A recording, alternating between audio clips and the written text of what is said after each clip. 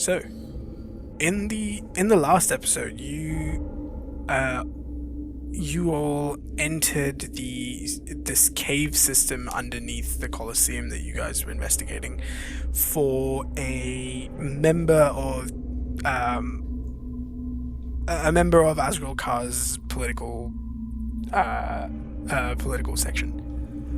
He was important because he had been captured, and there is a summit or peace talks coming up between Asgral Kars and Big Boulder, and the chief of Asgral Kars' right hand, or the primary advisor to the chief, was afraid that this man has a lot of information that he could leak to Big Boulder that could be used against them within the negotiations. After falling through the desert and dealing with and actually making it to this Colosseum where this person was rumored to have been captured and taken, you entered this cave system underneath the Colosseum. Following it through, you ran into another adventurer of sorts who mentioned that he had come with somebody else, but his companion had been lost within the caves or out in the desert somewhere.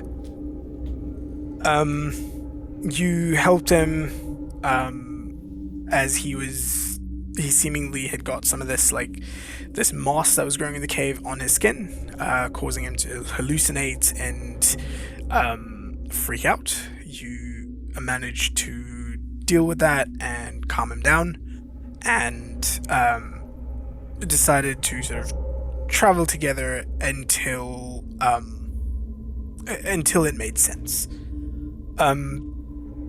Eventually, you within this cave system, you also managed to find yourself a little chest which had a few little symbols on the lock.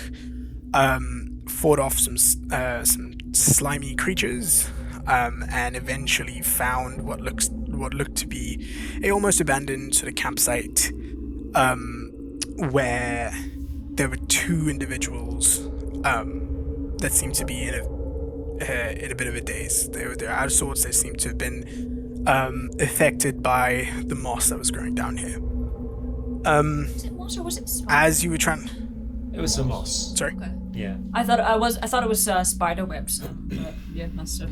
No, incorrect. it was this moss that was almost like wet to the touch. It secreted some sort of this white substance. Yeah. That Gross. yeah, that if it came into contact with your skin, immediately caused you to hallucinate. So as you were trying to figure out what to do with these two individuals, Mason got pretty close to the man you were trying to rescue, and executed him with a blade. In the sort of surprise and shock of this, managed to make his escape down the long tunnel. And that's kind of where we ended the session with the other man who'd come here. He seemingly came here for the Big Boulder representative who was there. You're a portal, right? And he portaled out. He used... I thought I killed that guy. Not the Asgral Kars guy. I thought I killed the Big Boulder guy. You did. Yeah, you did. You killed the Big Boulder rep, and the guy who'd come to rescue the Big Boulder rep portaled out using one of those devices that you've seen, that you've encountered a couple of times so far. These little... We still have our guy. Yeah. Yes, you still have your guy. He seems to be... Donald Wint. That's right. Yes, Donald Wint. He is currently unconscious. He's currently unconscious. And Mason has just run off and vanished into the darkness of the cavern ahead of you. And that's kind of where we are currently. That's where we'll pick up. What do the rest of you guys want to do? That's a very good question. I will immediately so I made a note so I didn't forget. Finish the action I was going to do, which is long strider and chase after Mason. Cool. Good luck. We cannot help you. Yeah. No. Hazel will just call out, "Be swift," and I will. Bardic inspiration. Bardic inspiration for 1d4 extra movement. Yes. 1d4 extra steps. And I'm sending a telepathic message to Balto to let him know Mason's coming out, to find out where he's coming out, but don't go near him, and then I'll be behind. Okay, cool. So You he's gonna like run off. move to the edges and try and find where the fuck Mason's coming from. Cool. You run off and you start making your way down this down this corridor. You've got dark vision, yeah. Yes. Yeah. Cool. Yeah, you start running down this corridor. This cave. It goes down about, I'd say, 60, 70 feet roughly. Before it it forks in two directions. One going right, and as you sort of look towards that, it seems to go right and sort of bend slightly sort of downwards in a downward direction. The left hand fork does the same, and again bends left. As about 40 feet, as you can see, about 40 feet down the left-hand side of the fork, that's sort of where it starts to bend, and you lose visual as to what's down there. And then the right-hand side one goes for about 60-ish feet before it starts to veer off to the right as well. So they're going two completely opposite directions. Any Tracks. sounds of someone sprinting down a tunnel, Mason's Make at full pace. a Can I? I don't know if I can be heard. it's Callian, make a perception check, and I will make a So what perception you said? perception.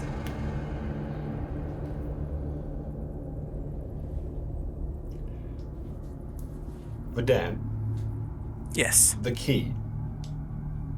Yes. While holding the key, your steps are muffled. Yeah. I'm aware. Giving you advantage on stealth checks. It's a soft 20. Soft 20.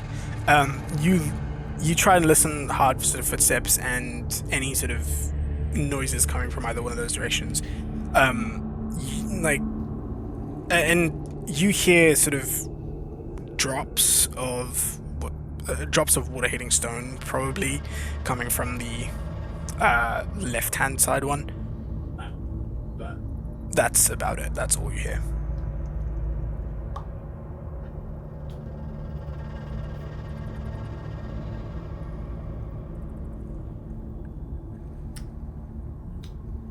I go right. Cool. You turn right, and start sprinting to you sprint down this cave system as well. This cave as well. It veers further right and downwards for about 20 feet, and then comes. And as you start to go down that direction, you feel beneath your feet what seems to be almost like wet sand or like mud. And as you start to run further, you notice at about 30 to 40 feet ahead of you, there seems to be. It almost looks like a dead end for a second, but you can see light coming from somewhere. As you get to that dead end and look up, you can see that there seems to be there seems to be sand that's poured down from the top. There's a hole above you, about 80 feet up. There's a hole through which the sand seems to be streaming down. But yeah, and you can see sunlight sort of coming down from there.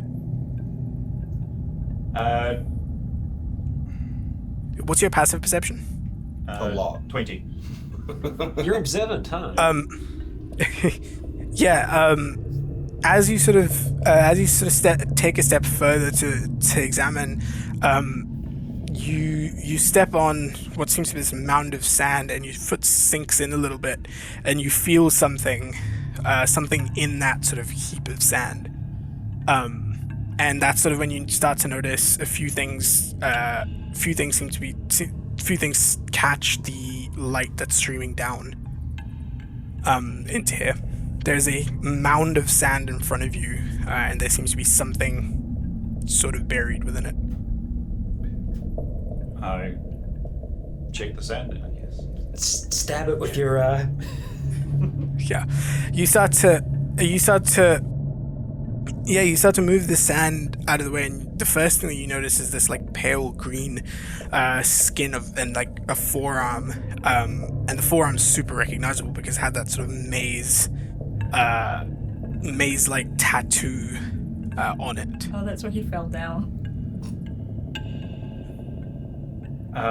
Is he moving? Is it?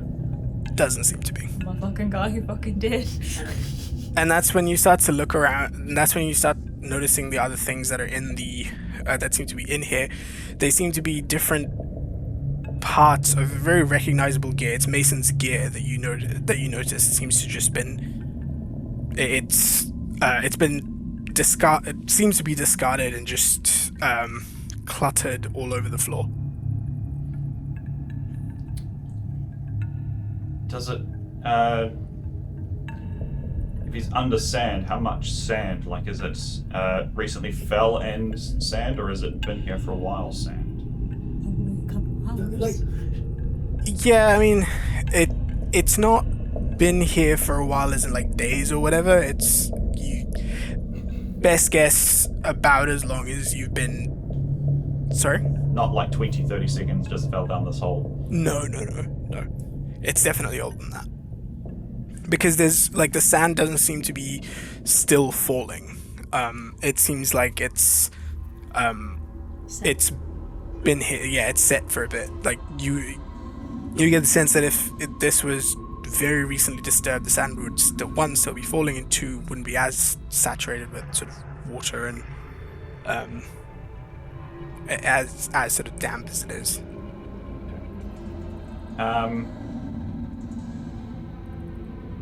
I'll carefully start, just in case this is some kind of ambush, carefully start uncovering him and just like keeping an eye to see if he, like what kind of condition he is in as I do that. If he seems to be conscious or alive. Yeah, okay. You make a to sort of just for being cautious and just make a I'll say make a perception check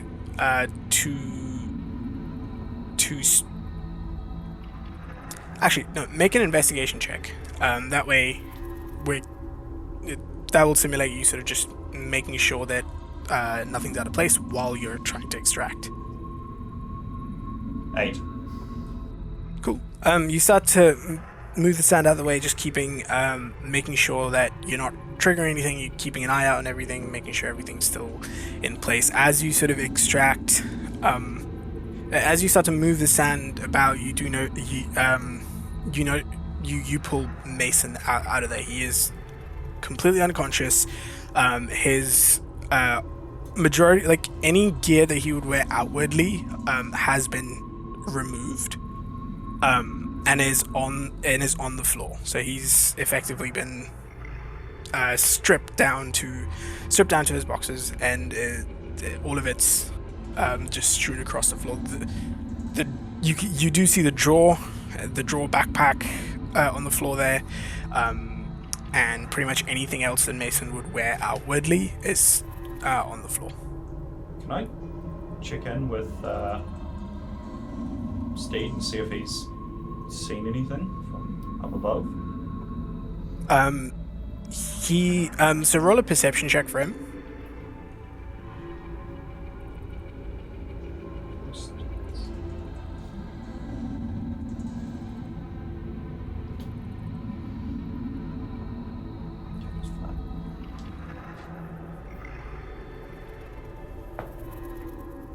Nat 20. Nice. Nice. Yeah, you get. Yeah, you. What you get back is effectively this this image of the sensation of movement. Like he whips his head over into the direction. So where he was originally was where you guys went in. Yeah. He looks left, almost near the entrance of the Colosseum, because you guys were around about in the middle of it, almost at where the entrance to the Colosseum is, or would be the big door entering into the Colosseum would be. You see he notices some movement, and as he looks over, you can see the sort of image of something vanishing from view, and then you get the images of little rocks and pebbles stumbling, like falling off the walls of the Colosseum, seemingly as if something invisible is climbing up. That's gonna be hard to track. Okay.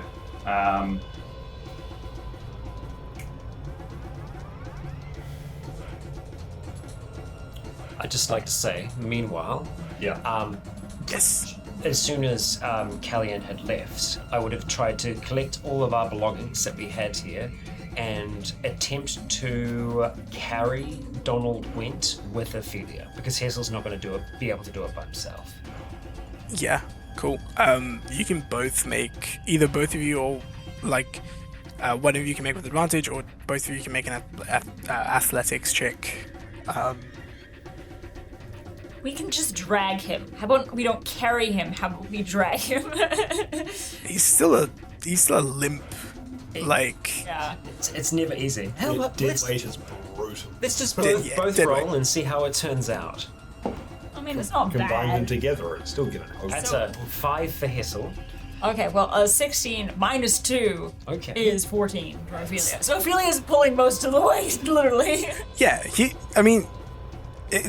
Donald Went is a bit of a rotund man. Like, not obese in any way, but there is that like beer belly, and like he's a politician, right? He's a wealthy politician.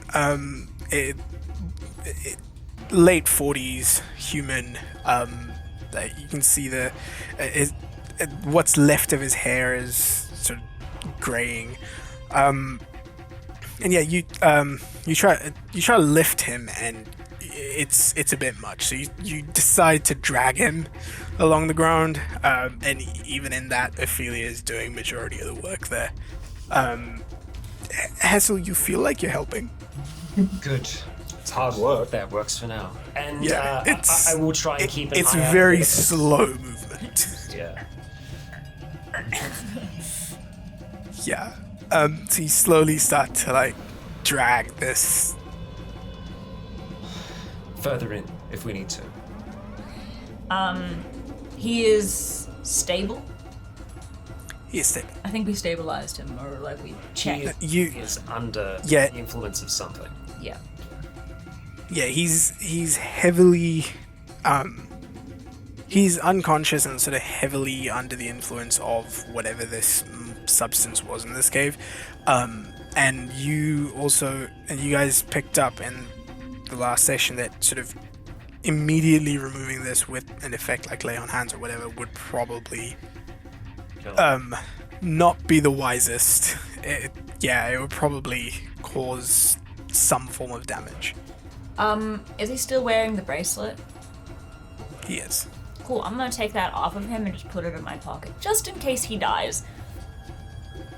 Yeah. You grab the 'Cause you grab the bracelet off his arm. the bracelet if you can't bring him back, so... Fair. And then I just try and keep a little bit of a lookout in front of us, just being a bit paranoid that there might be some kind of trap that's been left ahead of us. Perception check. That not be is investigation? 17 flat. Cool. You're keeping an eye out. Nothing. Shall I? There's a 19. Nice. In that case, nothing catches your eye. A little extra nothing. Yeah. Nothing catches your eye as you're slowly making your way down this cave, dragging this rather heavy man with you. Cool. So, is there anything else that you guys are doing, or Just that about it? making my way there as quickly and as safely as possible. Yeah, I think Ophelia would be like between like kind of like do you think that it's actually him, or he's charmed, or is it somebody else? It could be either. I don't believe I detected any magical weirdness, but I wasn't suspicious. Thinking back, was what he was wearing and stuff, did it seem like anything was different with his gear? No, his gear was pretty much exactly as you would expect it to be, right? Like, Okay. there's nothing that caught your eye. Okay. Just wondering. One thing that I will note, Hessel, at one point you did cast Detect Magic, while you were in one of those areas. Mason didn't give off any outwardly sort of, or like any gear that he had on him, like that you could see, definitely lit up as it would, but otherwise. I also don't think that Hessel would have been looking at anyone with suspicion back then anyway, and I'm quite used to filtering out the scents of magic that come from us, so yeah. Yes, there was nothing out of the ordinary there. Alright. We kind of came down a small hole to get in here in the first place, didn't we? Yeah. Yeah, you did. We had a rope, I believe, Yeah. which we left there. Yeah. In which case, I'm gonna cast Moonbeam at the top of the hole that's above us. Just to give a marker so that Steve can come find it, since he has the rope tied to him. What's the range on Moonbeam? It's 120 foot range, and then it's a 40 foot column. Ah, sweet. Yeah, that's perfectly fine. So, yeah, it's about. Yeah, you cast a spell, and even though it's bright and sunny out, you can see this silvery, almost like a spotlight, shining down above into the hole, as you're sort of looking up towards it, and your steed starts to make its way to where you are. Baseball's alive, yeah? Yeah, you check, and there is a pulse. We did it! You were just looking for my shit. I mean, the first thing, you loot the corpse, and then you see. He's like, oh shit, check pulse, okay. I remember thinking that was part of the thing I was doing, but I was like, I don't think I actually said anything, and neither did you, and so I was like, I should probably check that. Yeah, couple of things that give you an indication that he's alive. Number one is that there is albeit slightly faint, but there is a pulse. Oh, hello, cat. There is a pulse, but a super slow one nonetheless. But the other thing is that he's still got his tattoos, which comes from the maze-like tattoos on his forearms, which is an indication of him being attuned to a magical item. And you are aware that upon death, attunements to magical items end. Do we know that? You've killed enough people with magical shit before. Okay. Yeah. We just attuned to it.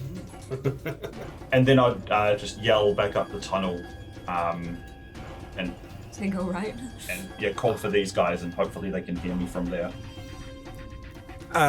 Cool. Yeah. It's. Hopefully I don't need that. What's your passive perceptions? Well, there's one other thing that I would feel like would be sensible to do would be to send Manibus out ahead to effectively, scout through the tunnels. Manibus has a high enough passive perception. Manibus will pick up Callian's voice coming from the right hand tunnel, and you will notify. We'll follow the deranged shrieking owl. Yeah, it's gonna take you guys a while to get where Callian is. It's that you're dragging a pretty heavy weight, and yeah. I'm gonna use one of my runes to bolster my physical capabilities to enhance my strength. Yeah. So do That's I, cool, what, do yeah. I roll again, or it's No, advantage I'll on allow it ability to- checks, but yeah. yeah. So it effectively I'll say it effectively adds a +5 to what you already rolled. Which I feel like was this a is taking too 14. long. Yeah, like effectively, right? So it's so you're dragging this heavy weight, and it's taking you a while to do it. So one of your charged runes that you've got, you focus your energy, and you feel your muscles are tensing up. What muscles? Yeah, exactly. Like it almost seems like you now have magical biceps, like a layer of pure muscle pure magical muscle forms around you as you lift, and sort of firemen's carry this huge dude, and you start to make your way down. It doesn't change it to where you're now able to sprint with him, but it is a lot quicker. She's So very it's- interested in you. Yeah. But yeah, just kind So, of yeah, arms over the shoulders. Yeah, and then you start to make your way down the corridor. It takes you a bit. I'll say it takes you about 10 odd minutes, 10-15 minutes to get down there, because just the weight. Like 200 feet maximum. Okay, with a +5 strength, I think I would be able to That's get like a little bit cool. faster. It's like 60 meters. It's a very fast 10 minutes. It's a very heavy Yeah. man. While they're coming, Yeah. can I just check Mason over as well? Like, see how he is. Yeah. Roll a medicine check. It's 16. 16. Cool. You, as you're looking him over, he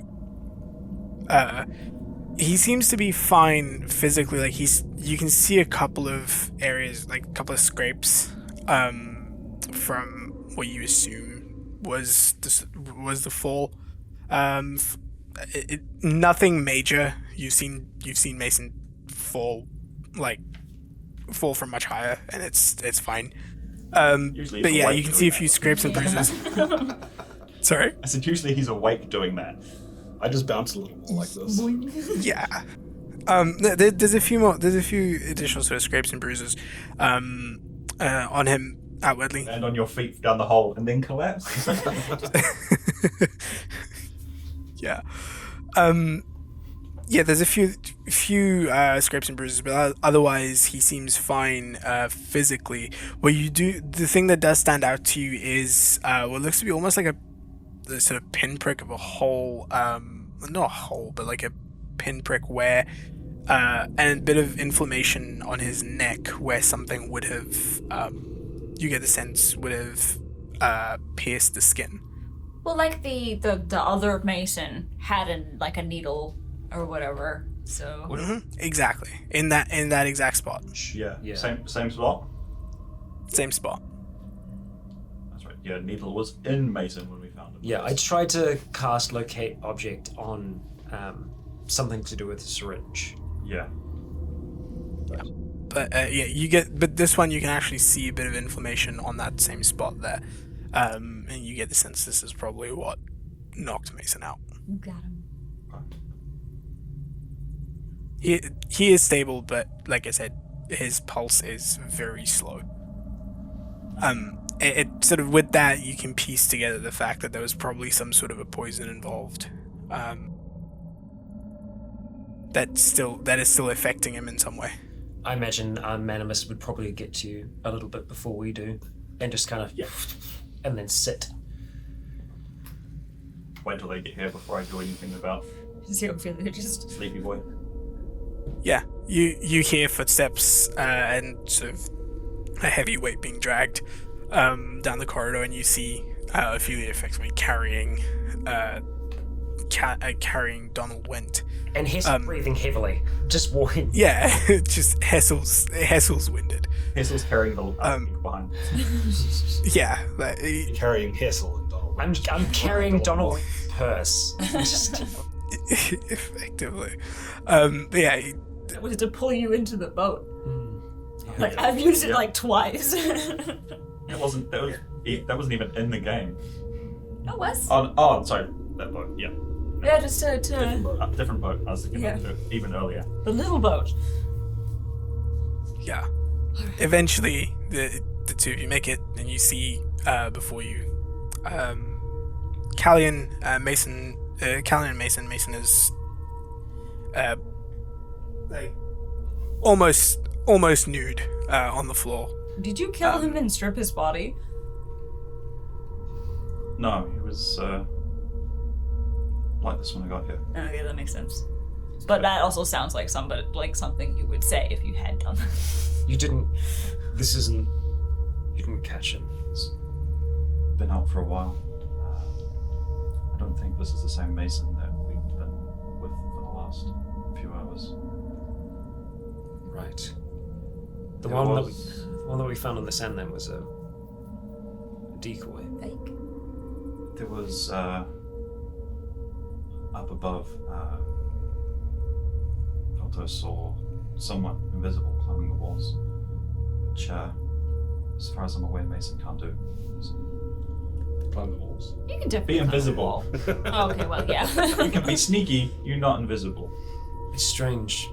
This assassin has played into our hand. In a sense, we got what we wanted.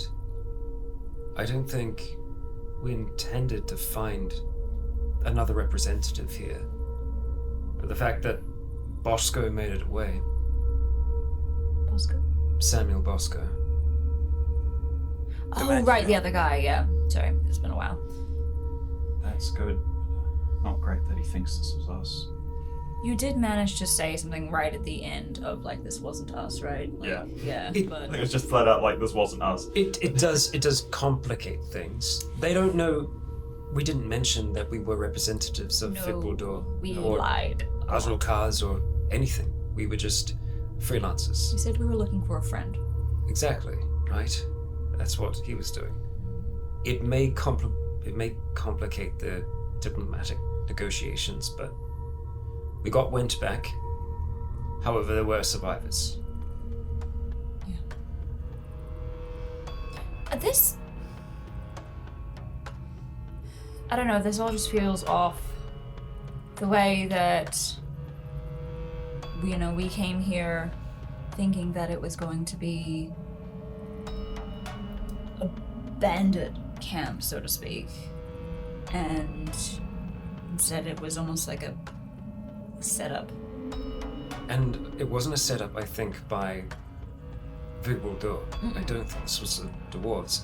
It could be a third party trying to push the two into a greater conflict.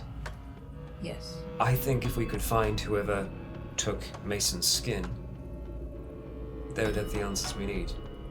And plus, they are a witness. The desert is wide. Unless they were able to magically remove themselves like the others.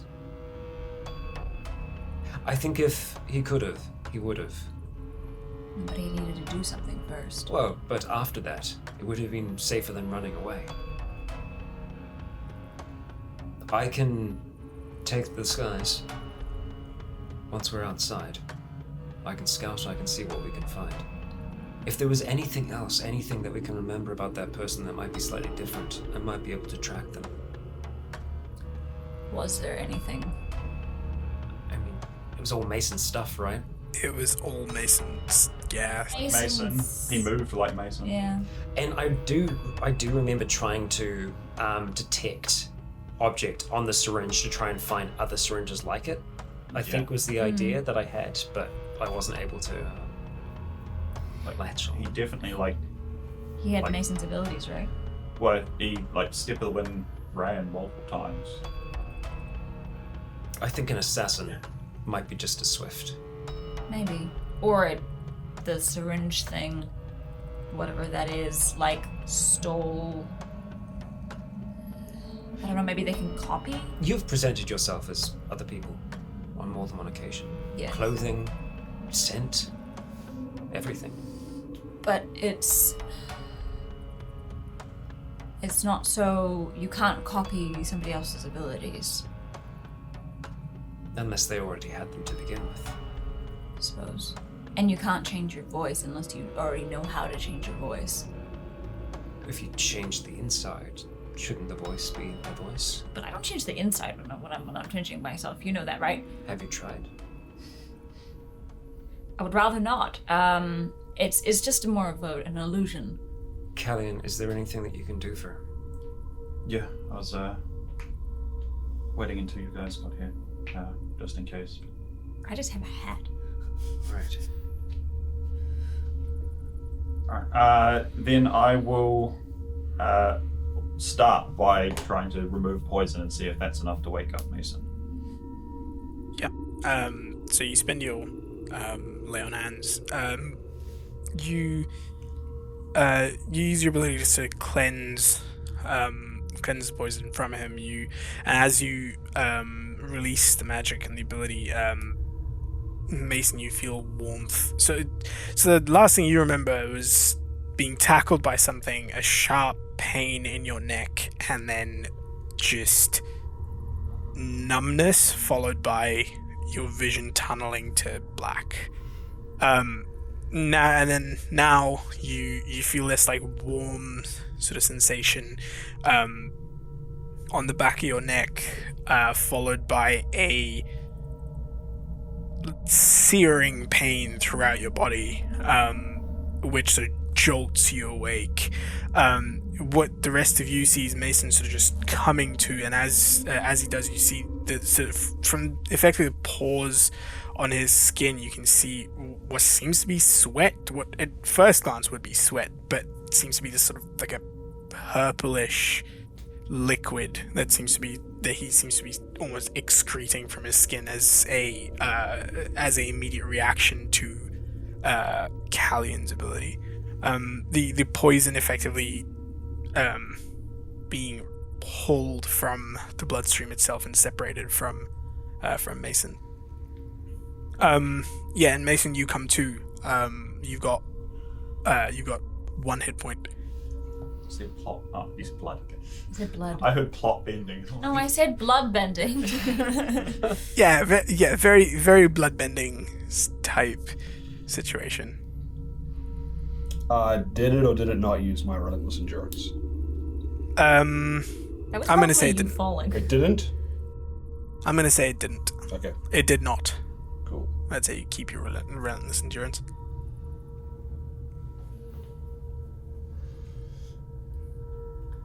Take it easy. You might have sand everywhere. How are you feeling? Like shit.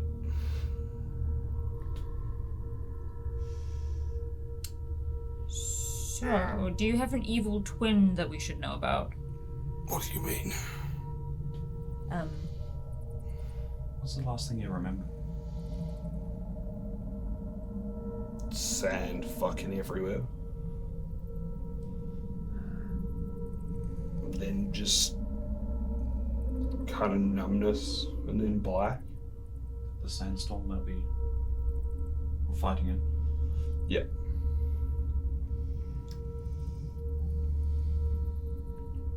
Can we just like give Mason a rundown of Blah. It's been a few hours and Right. It's fair enough. You relay your experience from the point that you lost Mason all the way up until now. Did we ask the other Mason any like personal questions when he was with us? As in, like, things only... Did he know things only Mason would know? I don't think he Didn't really- suspected. No, I don't remember asking anything. He didn't not know things Mason would know, but yeah, we didn't. I don't think we asked I him. don't think we went out of our way to talk about stuff. Because there was another guy around. Yes. Right. So this is Donald Wint, and Hessel will just kind of slap him on the head. Still alive in one piece.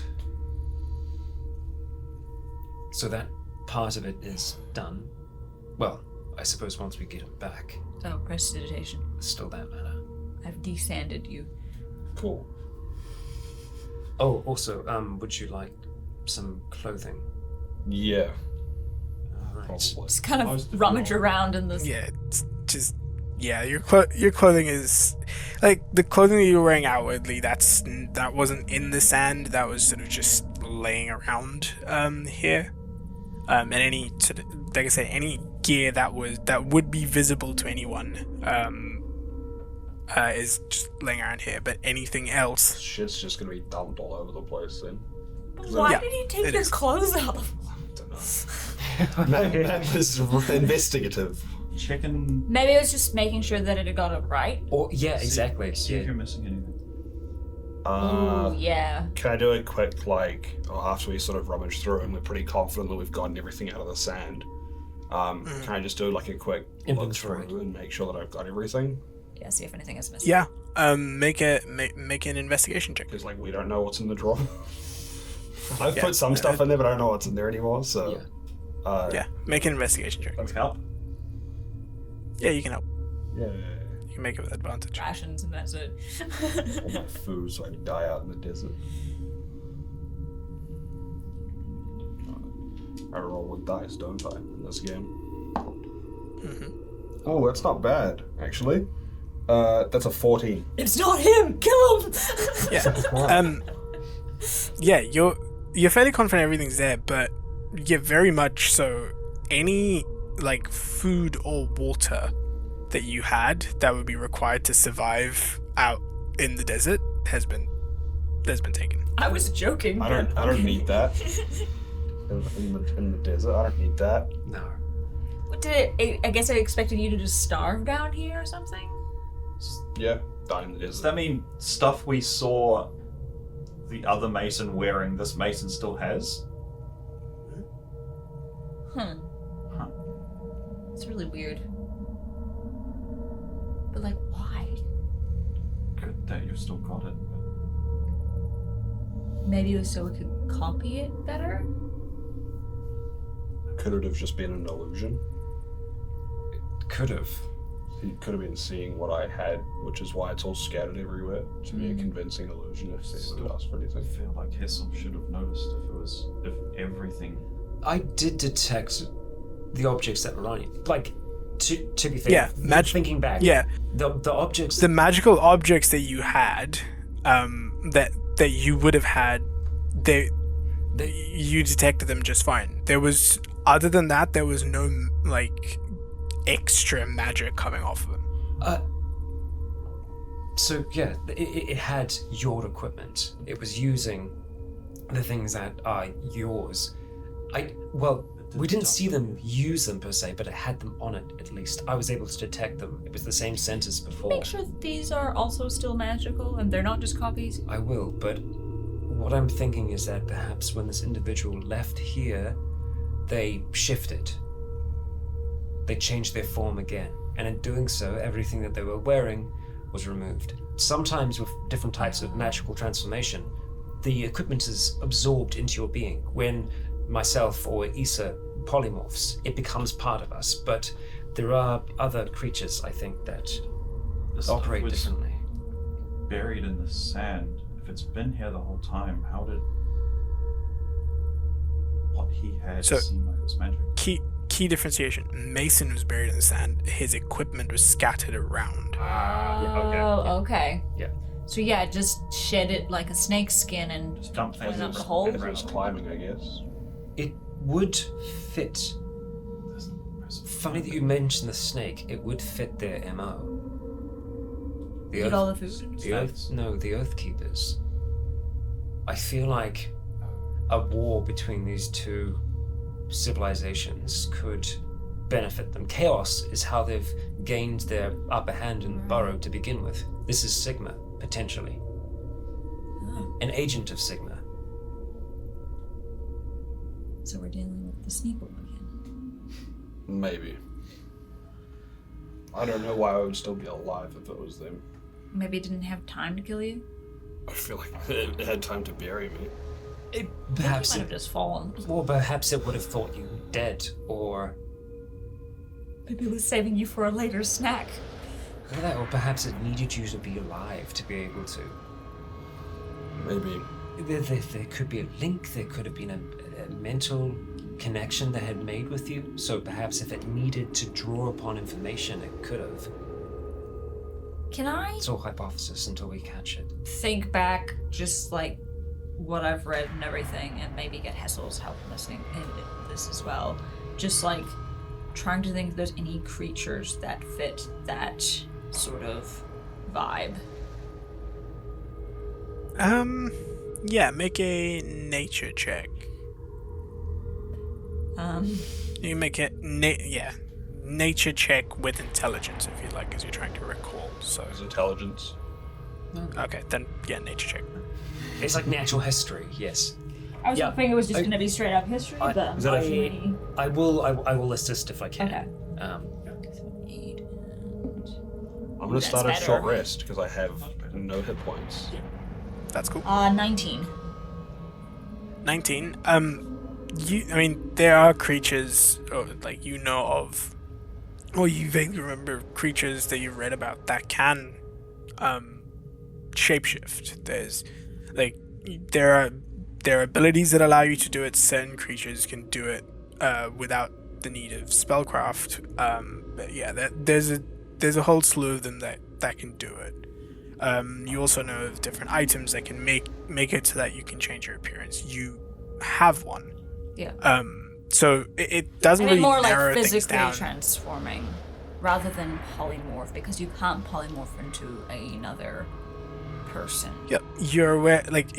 So you're aware of spells that cause physical transformations as opposed to illusions. So things like polymorph, they physically change who you are, but they still give off a magical aura under investigation by spells like detect magic.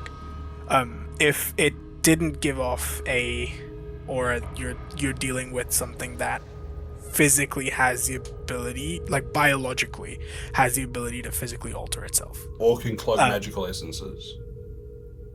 Sorry? Or can cloak magical essences. Or can cloak magical essences. Probably more likely that we're dealing with something like a shapeshifter of some kind. But Ah, yes, the infamous shift shaper. shift shaper, yeah.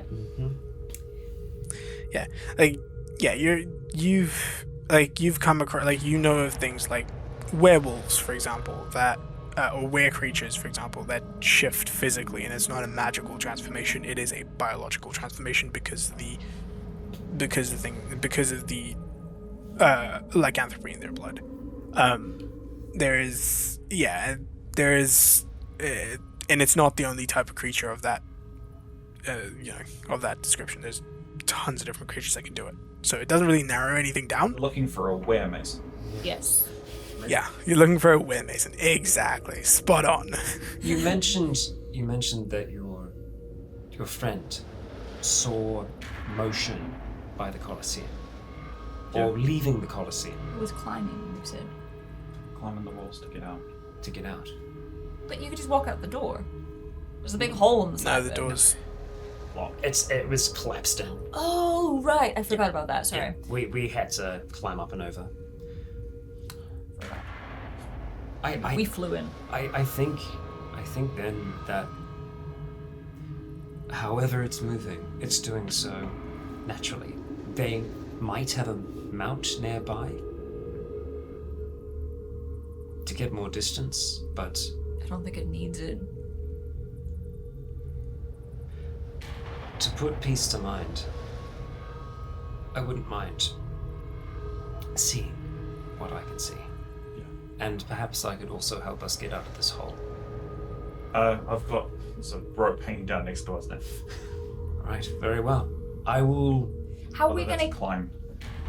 I'll be okay, I think, but point to Donald. I can I think if we can.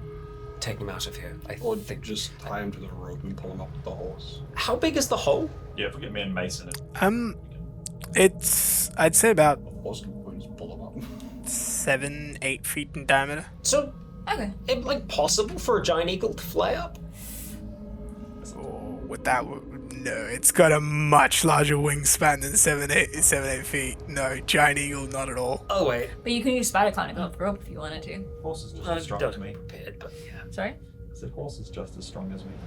Or is he stronger? Ah, yeah, I wonder if you could just grab onto the rope and then just kind of give like a... for it to start pulling, and then you just kind of are, like, walking up.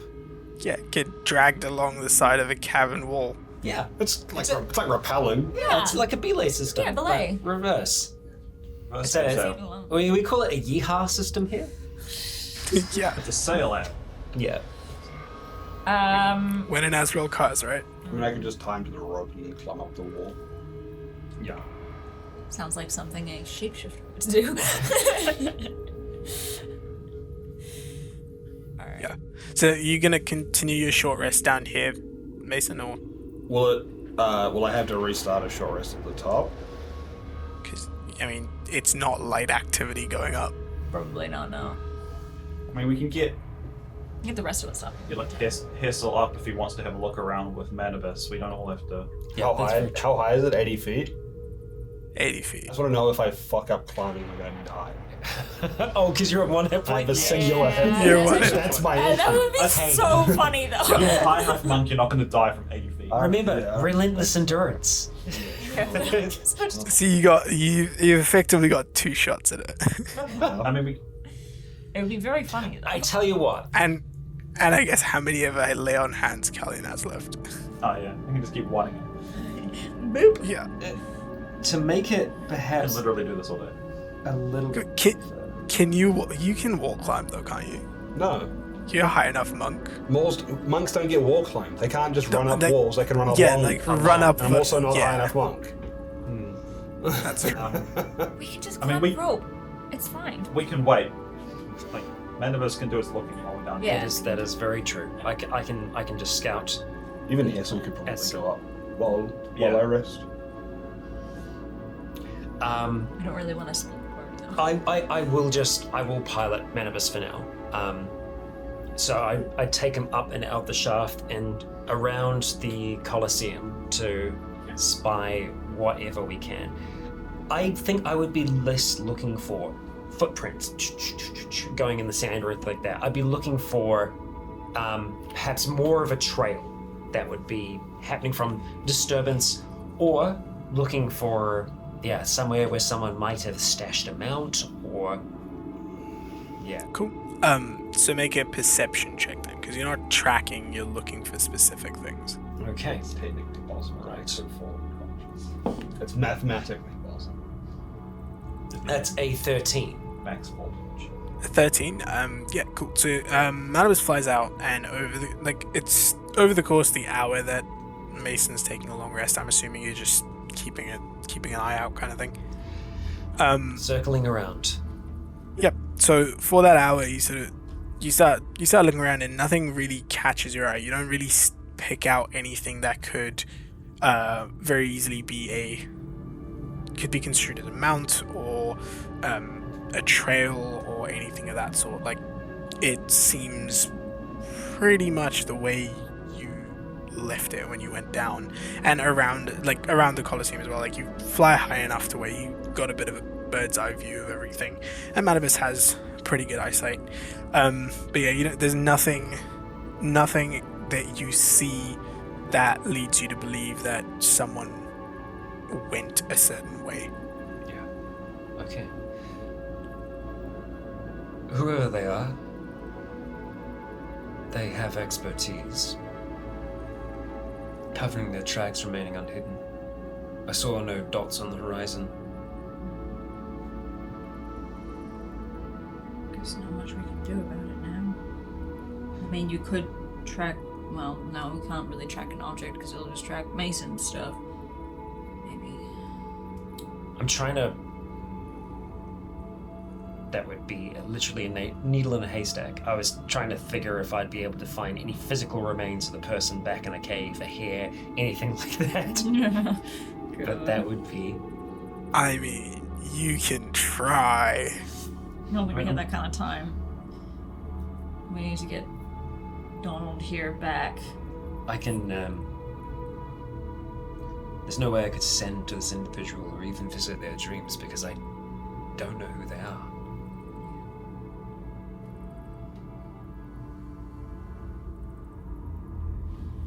I'm just gonna try and see if I can recall if Mason, the Mason that was with us, took anything from here. Oh, from the treasure pile. Oh, actually, hang on. No. The dagger that they used. That was left in the body.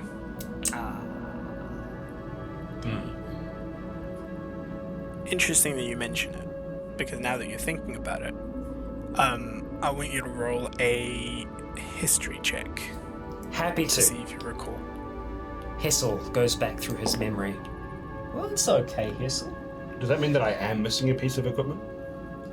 No. No, it wasn't yours to begin with, that dagger. That is going to be. Because I have a variety. Yeah, I know. It wasn't your dagger. It's a 19.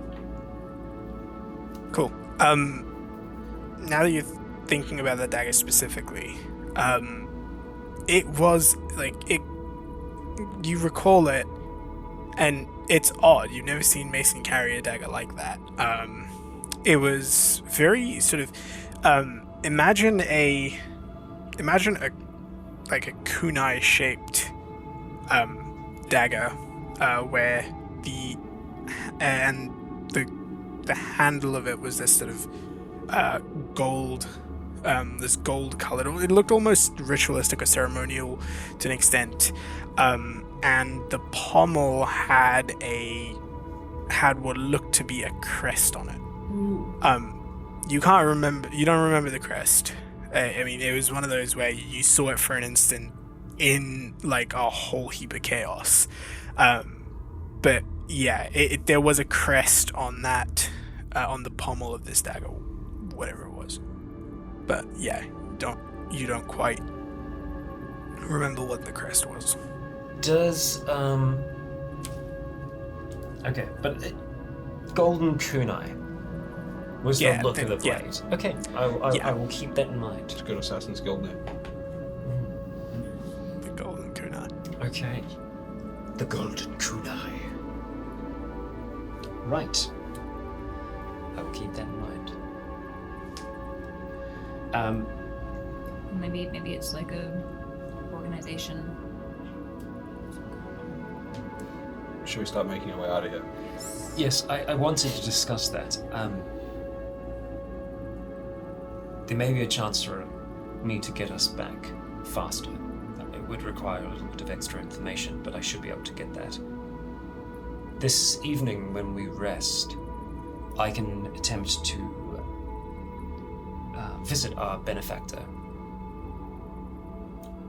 And I'm trying to remember her name off the top of my head. Arania Yes, Ralza. Lady Arania. I could relay the information that we've gathered so far, what occurred, and attempt to see if we could gain access to a teleportation circle within Ashful Cars. I do wonder though if she seems like a pretty guarded individual, whether she would be Offended? No, just more like whether she wouldn't have safeguards against. No one can guard against my dreams. Okay. Remind me to never sleep around you. I realize that they might have sounded, Almost. yes. I solemnly swear to you all that I will never observe you while you are asleep. Thanks, Hessel. I mean, I never sleep around. Other than to safeguard you out here in the real world, not the dream world.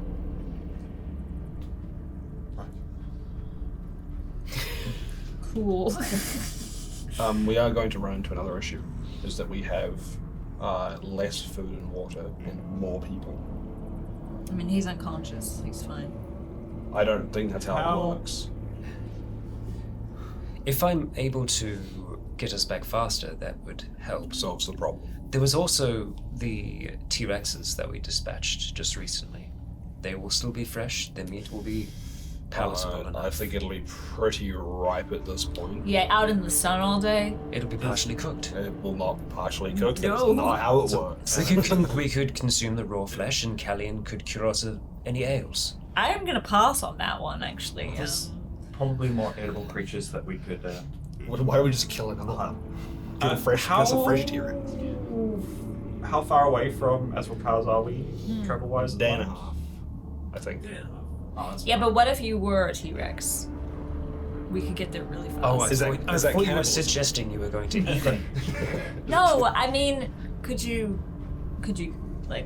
just like go really fast on the back of like a something else? I would be able to give us an hour's travel, so it can assist somewhat, but not a great deal. But like an hour of If I was completely fresh, I would be able to give us at least Food-wise, I think we'll be okay. 4 hours. The slight concern is having enough water in the heat to be able to get back safely. We might be hungry. I'm a little worried about dehydration. I can generate magical water for us. There we go. To drink actual drinkable water. Or? It is drinkable. It's the. Is it salt water? No, it's fresh. It's actual water as well. the wall of water that I've constructed before. Is that drinkable water? Does that stay in us if we drink It comes out of Hissel. I don't know if that makes it drinkable. Not every liquid that comes out of Hissel is drinkable. It's his. they are. It's his racial ability one. Yeah, no, I know. I'm gonna say the wall of water doesn't remain in your system or provide you any benefit from consuming it. Right. So when I did my It tumble can dry and wash got you. waterlogged, I felt fine afterwards. That's how we know this information Exactly. that it doesn't stay. Exactly. Yeah. There you go. It's why spells like create water exist, because if every spell that created some sort of water, like, you could drink it, then there would be no point of having a spell that could actually create water. Hydrate you. Like, it'll cool you Yeah. down, it'll feel nice, and then it'll go away. Yeah. Probably more dangerously, it fills up your stomach, but it doesn't actually hydrate you. It fills up your lungs, but it doesn't hydrate you. Yeah, Ah. exactly. Can you drown in it? Only if the wall's still there. I mean, they still fills up your lung. It would still fill up your lungs, and you could drown and die. And once you're dead and the spell ends, it's That's the gone. perfect crime. What? And You just drowned and there's no water around. It's the perfect murder. Exactly. also, knives are kind of the perfect murder in this time as well. It's the perfect murder. For a day and a half, we should be fine, even if we do Yeah. run out of It'll be water. alright. Yeah. You can survive longer than that. We can survive longer than that in the desert. But also going off of that, if this person was to be traversing the desert, I suppose they have your supplies now, so Guys. they don't need to. Guys, I could just call Issa. We can't just call Issa whenever we have a problem. We do Exactly. need to figure our own shit out. And I cannot recall whether or not there were circles that we'd be able to gain access to. The only reason I thought we might be able to is if we have a political prisoner with us. We need an extraction. Exactly. All I need is firm ground to stand upon. It would use the chalk that I have acquired, but I can always acquire more. I have at least enough for 3 castings. Should be right. Not in danger. Wonder if teleportation is a service that Samuel sells. Judel? I have been wanting to revisit the man. His cart is interesting. He did warn me to send to him before we transport to him, but I would like to visit him. It would also get us out of the desert faster. But then we're in a totally different area. If he is able to send us, if it's a might be service that he might something, yeah. provide. That is true. get to one place and then to another. Somewhere less hostile. We do have a political prisoner. I would also doesn't know that. I'd also require 2 hours to finish inscribing the spell. I'd be good to go first thing in the morning. What time of day is it now? When you entered the cave system, it was around about, I think, if I'm remembering correctly, it was around about 1-ish. So I'm gonna say it's been roughly an hour. So 2, and then if you're completing your short rest here, then about 3 o'clock. Alright. Did anyone In else the take a afternoon. short rest in the time that you were sitting there? I will You also. can still roll hit dice and I recover will spell roll hit slots if dice. you need to. Yeah. Hessel, you were piloting Manibus throughout that last hour, so short That's rest, true. that That's you true. would not be My brain short was resting. active. Not a problem. You were effectively holding Is that from you? Those gone now? concentration. Those will stay. 10 hit points last till a long rest. Sweet. Well, So you have the three of you have completed a short rest if you choose to not do any strenuous activity. I will call Manibus back to me. Are we feeling spry enough to try and get out of this hole? Yep. Yeah. We should at Much least better than I was. get out and find shelter for the night. The Colosseum might provide it now. That's true. I would rather not be underground. Did we want to... You said there was another way here. Did we want to investigate the other Oh, the other pathway. fork in the This road? did seem to be a place these two were familiar with for meetings. So we should probably have a look around their camp and whatnot. There might be That's a fair things they left behind. Yes, we should just remember to be cautious of the moss. Do we want to just, leave him here? I'm just kind of propped him up against a wall. I can keep him with us if that makes you all comfortable. How?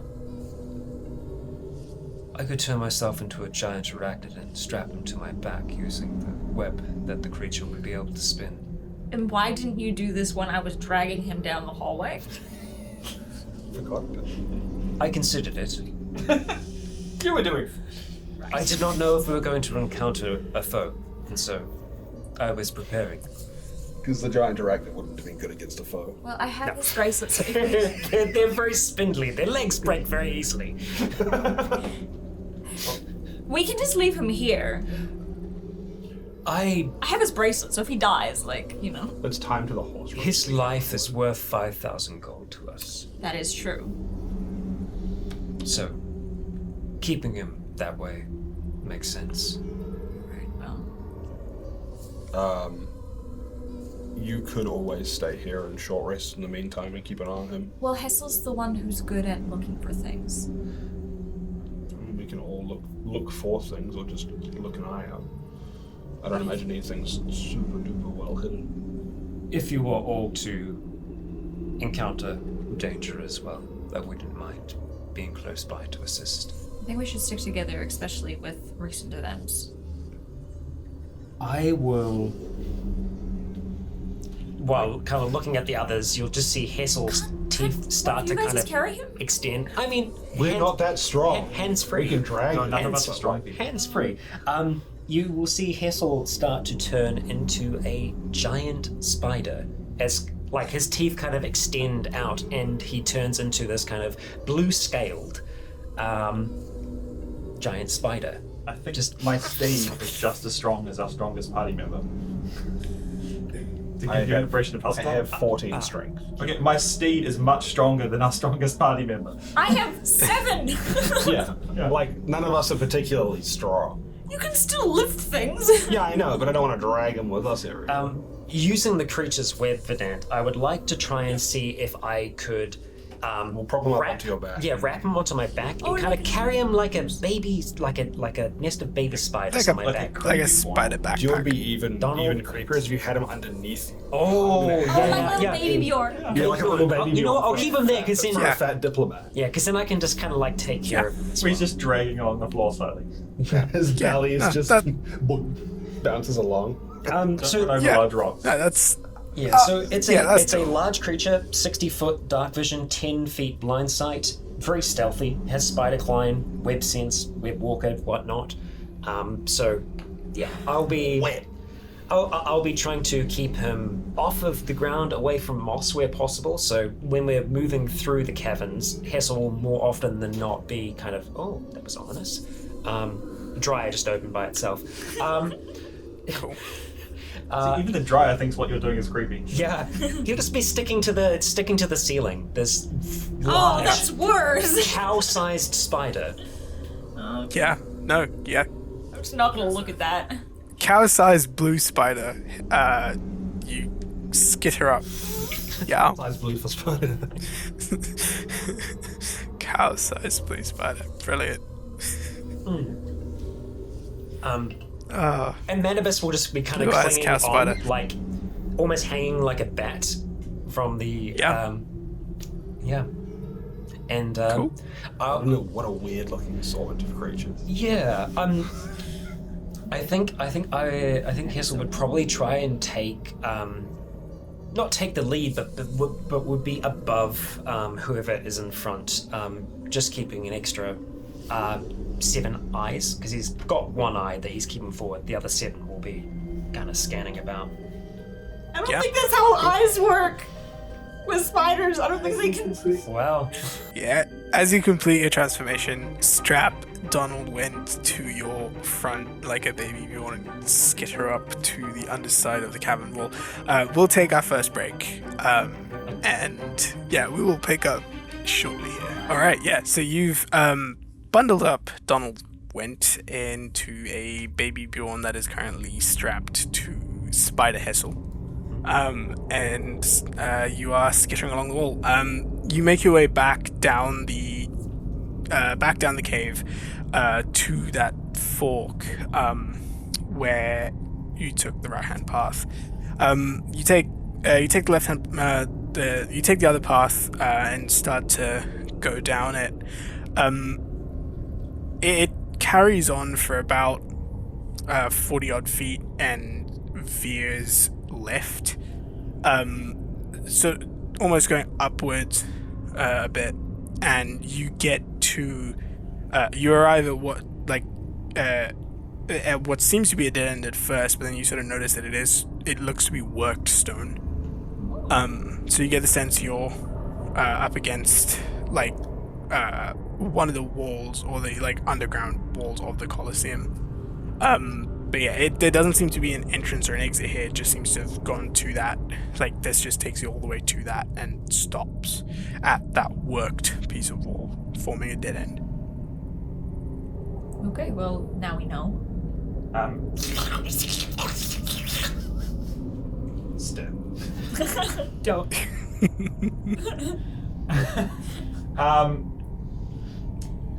Didn't like that. How much had we checked out where we found the bodies last time? I'm trying to remember. You didn't you were about to start investigating the area, but that's sort of when Everything went to shit. Sidetrack. that was the opportunity that Mason used to stab the dude. So that area we should go check out as well. Yeah. Do we want to check the wall any more than the fact that it's just looking at a wall? Can I touch it and make sure it's not an illusion? Yeah, good plan. Yeah, you touch it. It's not an illusion. It's physically there. There is a wall. Is it actually a wall, or is it just currently pretending to be a wall? It is actually a wall. It doesn't bite. It doesn't bite. It doesn't breathe. You get no signs of life. Probably.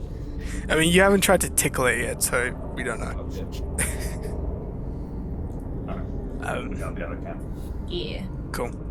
You head back to what was the sort of makeshift campsite.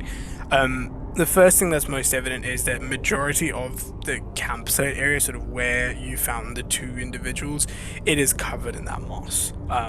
And they were sort of sitting on the floor, and within that itself, that's why they're so heavily drugged out.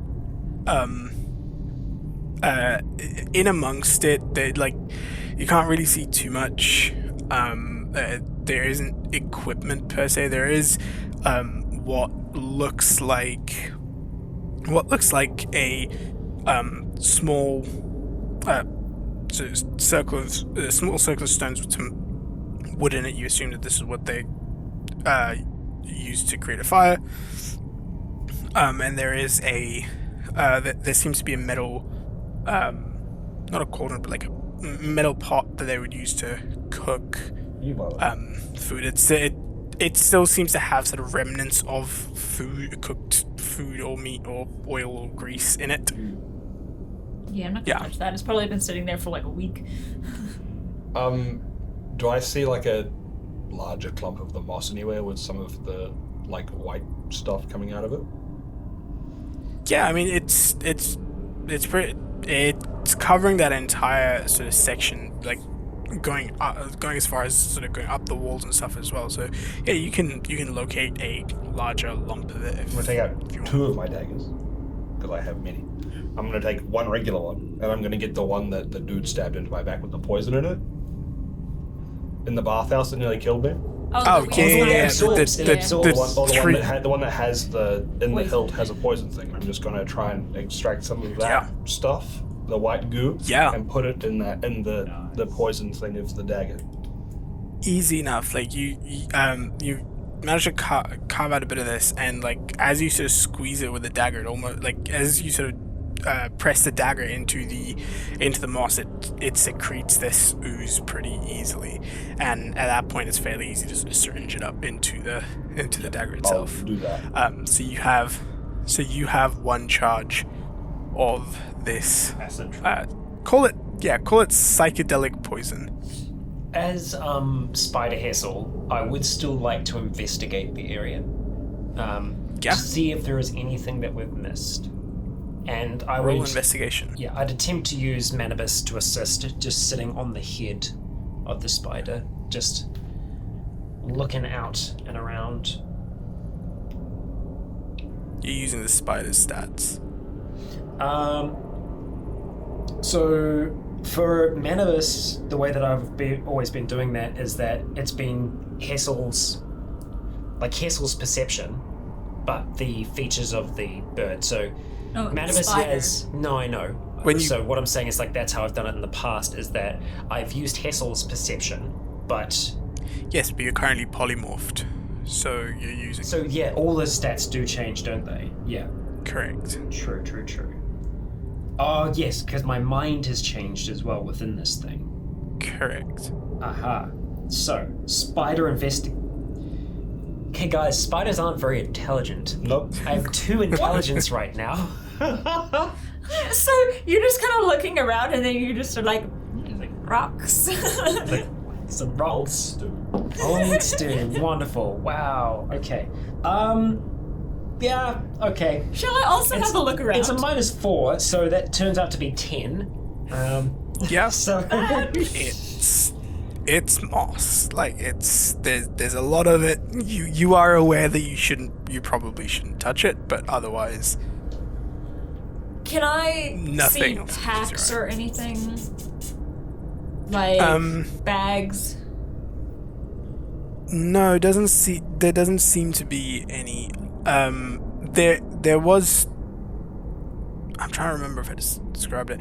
Okay, I'm gonna say there was a satchel that Donald was carrying. Okay. And I'm gonna say that it's still on his body in the baby Bjorn. Okay. Probably would have checked through that at some point, but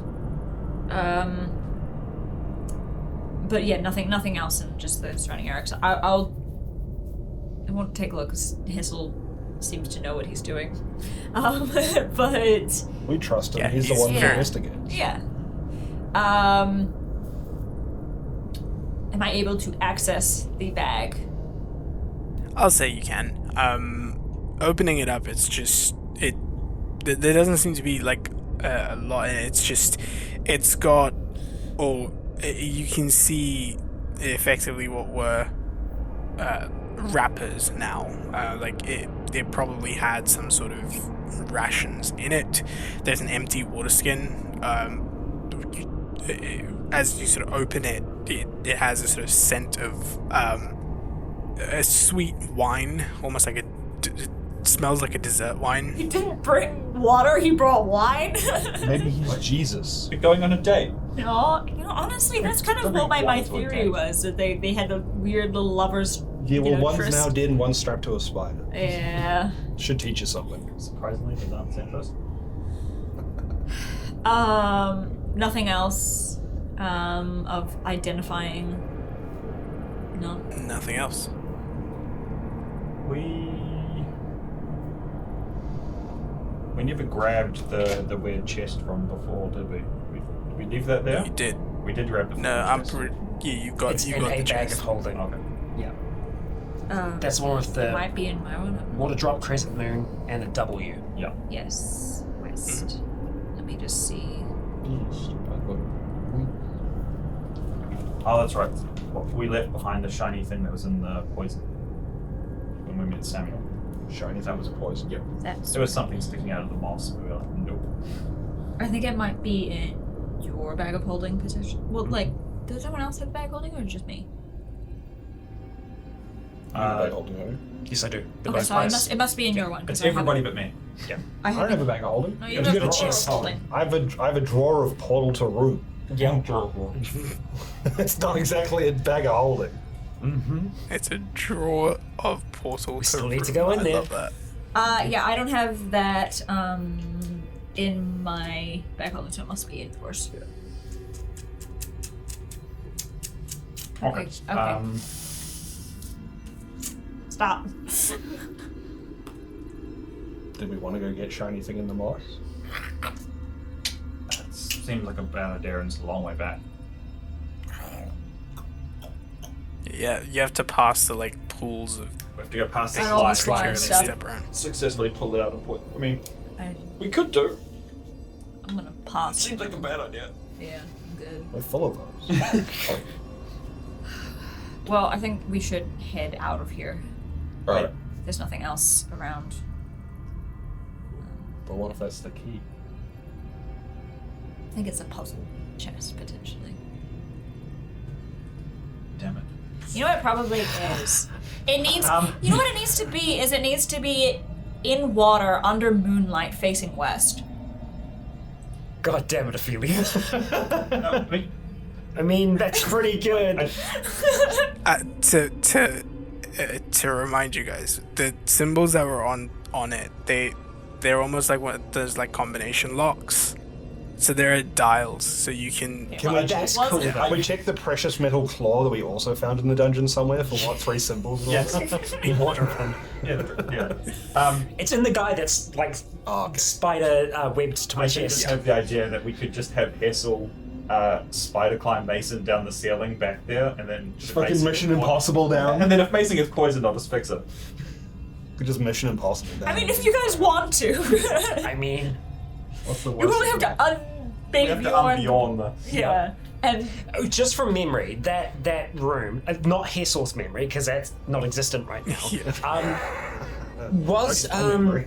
it's the like, Hessel, stop eating him! was there moss on the ceiling as well, or was it more just like a floor thing? It was on the floor and sort of making its way up the wall, but it wasn't on the ceiling just yet. We could just completely bypass the pools as well. Yeah, this was it. Yeah. That was my main thought. Was just you don't have to jump pools if you're on the ceiling. I see no downside. I mean, the thing is, Spider Hessel doesn't really have a say in it. If you guys try to pilot him, he will probably go along with that. He sees us as friendly, so. Exactly. Yeah. Yeah, Spider-Man. I mean, we could do. Listen, if you guys want to, you go That's for up to it. Mason then. I Fucking guess. I'll do it. I don't get. Yeah. I would do it, but then wanna there'd be do no this? one to cure me if I fuck up. Yeah. I got health now. It doesn't matter. Cool. That's All right. fine. All right. We'll go do that. So Hessel will Ne- like gonna get back down yeah. to the ground. Can I just roll over onto his stomach? presenting Donald Wentz. Presenting Donald We go Wentz. through all of this, and Vanette's like, it's a shiny rock. Yeah. Probably. It is It is now. It's an unusually shiny copper piece. Yo. Yeah. Oh, you know what it Turns out is? this poison has great cleaning capabilities. It's probably the one that you can haggle with. But So a shiny copper piece. yeah. I will let Donald Wentz be removed. So Donald Wentz is removed, and Mason climbs on. You guys make it like back towards this room, and you make it into position where you need to be, and you can see this and where you are. And like, first of all, I know Spider Hessel has dark vision. Does Mason have dark vision? Orcs have dark vision, right? I think so. I don't know. Yeah, because Hessel was the only one that didn't have dark vision for a while. If he doesn't, I That's give him true. light. I'm pretty sure he does. Just give me light anyway. Be easy to see. Yeah, I give you light. I have light. Cool. And dark vision. You have light. Yeah. So as you get over to this area, and the light sort of gleams or like reflects off of this thing in the moss. It looks to be like, just sort of at initial glance, it looks to be a circular object, metallic in nature because it's reflecting the light. Has a sort of a bronzish hue to it, and it seems to be almost sort of dinner plate sized, and it's covered in moss. You can just sort of see the corner of it. You probably don't want to touch that directly. You guys are like calling across from the thing. Yeah. Yeah, we're like round two corners. Yeah. Yeah. Good luck. Can you give me some spiderweb for my hand? So I got a sticky glove. Sticky.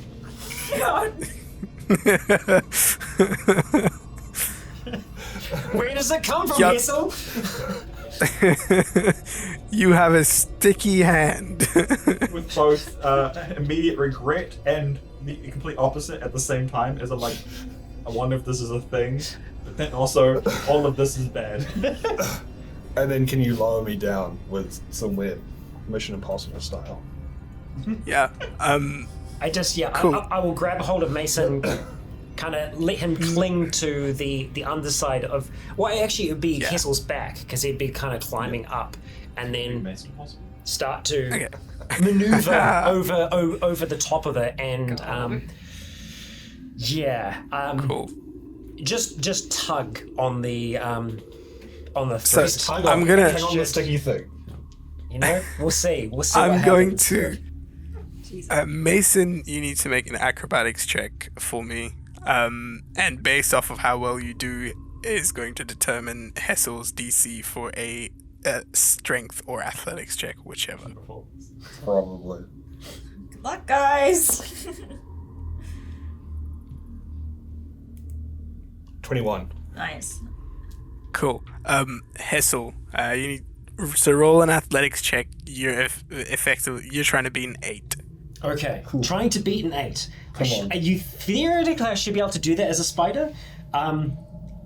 It is possible to fail. It is possible to fail, because I guess the thing is, because I'm carrying an extra person, it's a little bit more, because with spider climb you can do so without making an ability check. It's probably more about like letting me down. Yeah. Okay. Yeah. Without just dunking you in the goo. Just bloop. Okay. I got a +2 strength. Here we go. Oh yeah, that's it. That's going to be a 15 total. Nice. Yeah, easily. As if you've rehearsed this move before, you manage to lower Mason down the perfect amount, and Mason, with your sticky spider glove, you manage to grab onto this plate-like thing and pull. Some of the moss and stuff comes off fairly easily, and you manage to pull this out. It is what looks to be a dinner-shaped sized metal plate with an engraving on it. It looks to be a compass with all 4 cardinal directions it labeled south. So just Oh, it's definitely the snake people. We're going snorf. We're going ceased. Juice. Yeah. All right. We'll exfiltrate. Cool. Easily enough, you manage to exfiltrate and make your way back to the party. Cool. You now have a slimy bronze compass that points south all the time. Yeah, prestidigitation. Like points, like no matter where you point it, it's pointing south because all directions are south. So it is actually like a compass. No, it's not an actual compass. It's just it's a metal plate engraving of a compass, but it always points south because no matter where you point it, it's south. Yeah. Kind of cool. Yeah. Could always identify it. Maybe later. Maybe later. Yeah, once we set up camp. I'll put the disc thing in bag of holding. All right. So you put this thing back into the bag of holding. I'm assuming you cleaned it before you pass it over. So Yeah, it's still got Callie moss said juice he on it. has prestidigitation. Right, yeah. cool. The thing that everyone that I Perfect. can do. Cool. Yeah. So you've got that in the bag of holding now. And what next? What are you guys up to next? So I'm writing this down as compass with 4 S's. Yes. No, like compass. I had an hour on spider time, so I would probably try to utilize that to get out. Yeah, to get. I don't imagine we've been all that long doing all this. We'll And reconnect Donald so you can carry him out. Yeah. I'll say eventually, so you make it out of the hole, and you find yourself at the back within the walls of the Colosseum. And I'll say at this point you've got about 30 minutes left of spider form still. Could get us over the wall if we needed to. Before we leave the campsite too quickly, or go back in time a little, because we've already had. Yeah. Can I try to scrape up some of the moss and like stuff it into like an empty vial that I have? Yeah. Easy enough. Fill into one skin bullet. Yeah, we'll say that if it's like if you've, I'm gonna say you've got empty health potion vials. Yeah, like an empty health potion vial, something. I don't know. Yeah, I'm gonna say. So in that case, I'm gonna Just wrap it up in a piece of cloth and just shove it in the. Yeah, and shove it'll it in just the. seep through. Until you like seep reach through into yeah. the room. Yeah, no, you just like reach through with your hand when you're trying to find the thing in the middle of the fight. And you're like, oh fuck. And This is gonna be interesting. For like Yeah, 10 so seconds. Did you find I'll it? say Yeah. I'll say you've got with the vial and what's already in the dagger. I'd say you have about 3 administrations. It's all moss. I don't want the Yeah, I know. I want the Yeah, moss, I know. 'cause I want to try and grow Yeah, it. the- as well. Fair enough. Yeah, I mean you've got the moss, and if you were to squeeze out or extract the substance from it, you'd have 2 additional doses. But yeah.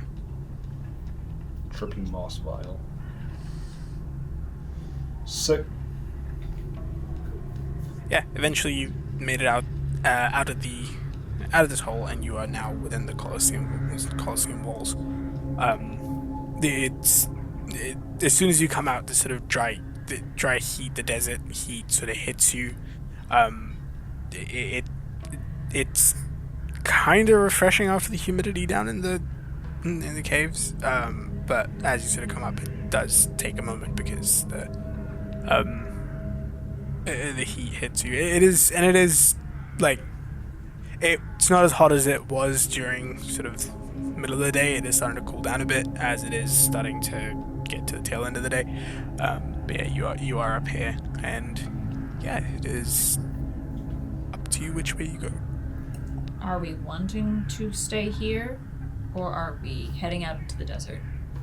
I think regardless we get over the walls.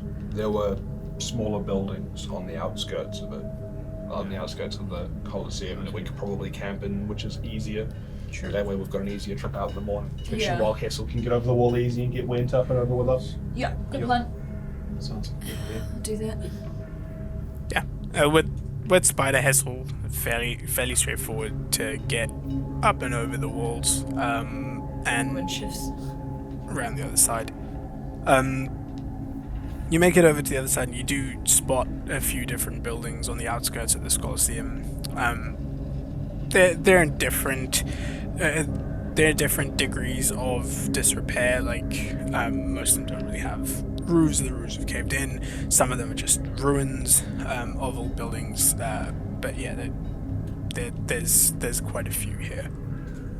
If you were looking for shelter. I think once we get towards those buildings would probably be kind of towards the end of the spell. I think Hessel would probably try to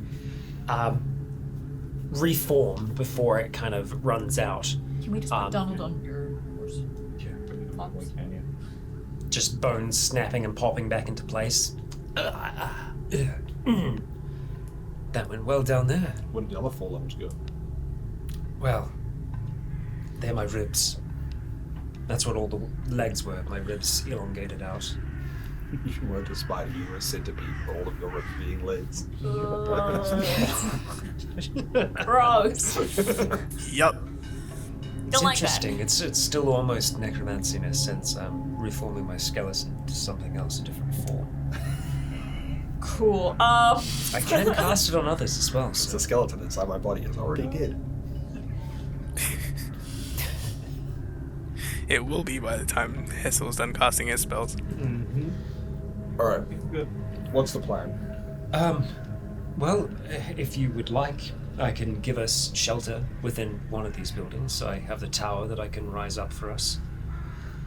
That would give us warmth, security. It's a little cramped, but... Do we care about staying near here if we have the tower? Or should we just start making progress? I think maybe we should start. Yeah, as soon as the tower, we should. Right. Well, if we hear any strange noises in the night like before, we should be wary, aware that there are large creatures that stalk these plains. Did we want to check out these buildings, or was there just nothing in them? I can't imagine. We did on the way in. I feel like we might have. No, I don't imagine there's you anything didn't- super important here either, anywhere. I think the most important thing to us is getting Donald Went back to the city. So what were we gonna say, V?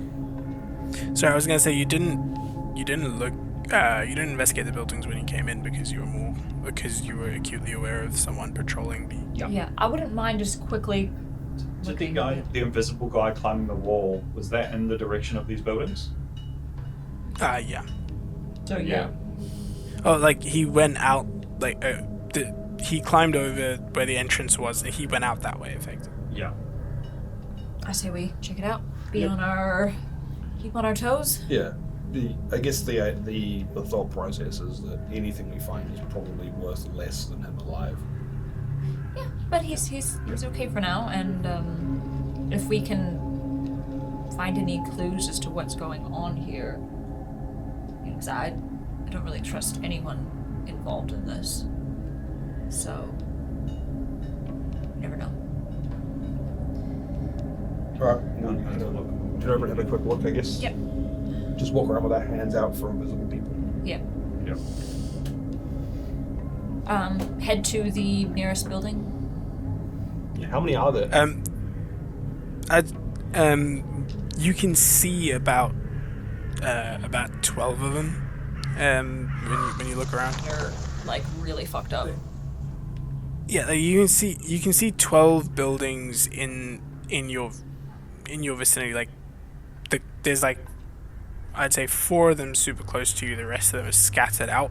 So if you wanted to check literally every single one of them, it would probably take you, I'd say, thoroughly looking through it, and moving from one to the next to the next to the next. I'd say probably Well, it wouldn't do. hour and a half, 2 hours. Just the 4, yeah.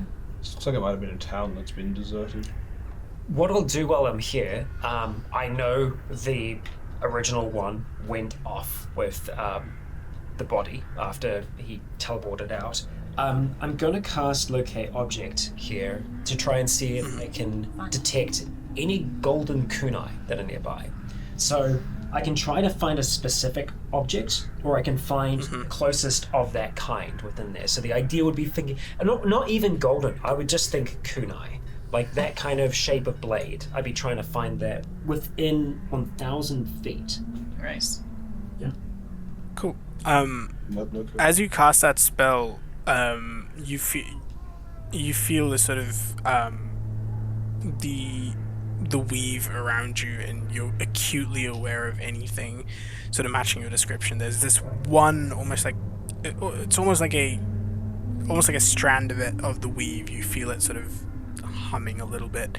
About I'd say about 300 feet to your right. You look over, and there does seem to be a building there. Is that the direction S or the direction S? The direction It's is. south. Okay. Yeah. Okay, cool. That's S. I think Hessel casting that, he would just try and do it subtly, and then just try and find the nearest person, say Mason, and just be like, I've detected a kunai, and I believe it's like the one that was used before, the one that we told you about. That building over there. And he'll just kind of try to subtly nod towards the building. We should let the others know and see if we can make our way over. Just do a bunch of hand signals. Actually, yeah, what Hessel will do, on second thought, I'll tell the others. You're quiet, I'll give you a head start. And Hessel will try to, as much as he can, obscure Mason from that side of the building, and then he'll start gesturing with his hands, and then touch Mason, and you're now invisible. Oh shit. Cool. Again. So we just heard Invisible. Yeah. It was Mason. I'm invisible. You go. And I'm silent. You go invisible. You know and what? Because I'm casting at level 3, why not? Hessel's invisible as well. So we Sweet. just see you guys So- muttering to each yeah. other, and then you both just disappear. We both like look over Yeah, the building pretty and then much. look over at you. And then just vanish. Yeah, Go on. and then Hessel will sneak over while invisible and just kind of whisper near Callian and Ophelia and just say, hey, The two of you have a high enough passive perception to see Hessel's footsteps across the sand. really it doesn't. yeah. Okay, Callian can. And then Hessel's like, I detected, over in that building there, located a kunai. I believe. Yeah, that building there, he gestures as he's invisible. And then he's like, shit. And then just draws with his foot in his sand, like pointing towards it. Yeah. Mason's heading over there. He's invisible. Is he? No, is he heading over there? You can't Well, tell. We're gonna end up in a fucking Spider-Man. Who knows? Yeah. You're both invisible. Two invisible Masons pointing at each other. Yeah, it's just a picture of the desert. There's something really Mason. With the intense. truck there, but there's no Spider-Man in front There's of just like a really intense fight going on, and we're like, wow, this is really cool, you guys. No, it's just a Dragon Ball Z fight. It's just like, I mean, when you Yeah. attack, see you the become visible. sand, But, yeah. but the sand just. Yeah. Now need to just go Yeah. and post a picture of that truck with no Spider-Man. Yeah. Yeah. Spoilers. Spoilers without context. All right. Alright. Let's head to the house. Yeah, cool. I will like Uh, silently, visibly make my way up. I don't know if I need to like worry that much about actually being stealthy, but like, no, you're invisible and your footsteps make no noise, so you're fine. they're muffled, so I guess I'll attempt to be. You're on quiet. sand too, so it'd be even quieter. It's not Yeah. like you've got like It- heeled boots on. You make your way over to the building, and the side of it seems to have sort of one of the walls seems to have crumbled, and you can see inside. Looking inside, you can see remnants of old furniture in there. The floor of it is completely covered in sand. It almost seems somewhat buried in the sand to an extent. But yeah, you don't see anything else. Or tracks around, because Yeah, make a survival check. Just in case, I'll do divine sense as we close in. Don't expect anything. survival. Holy shit! I'm mediocre at that. I've rolled that number a lot today. That's a total of 15. Yeah. Looking around, you don't see any tracks, or footsteps or anything of that sort.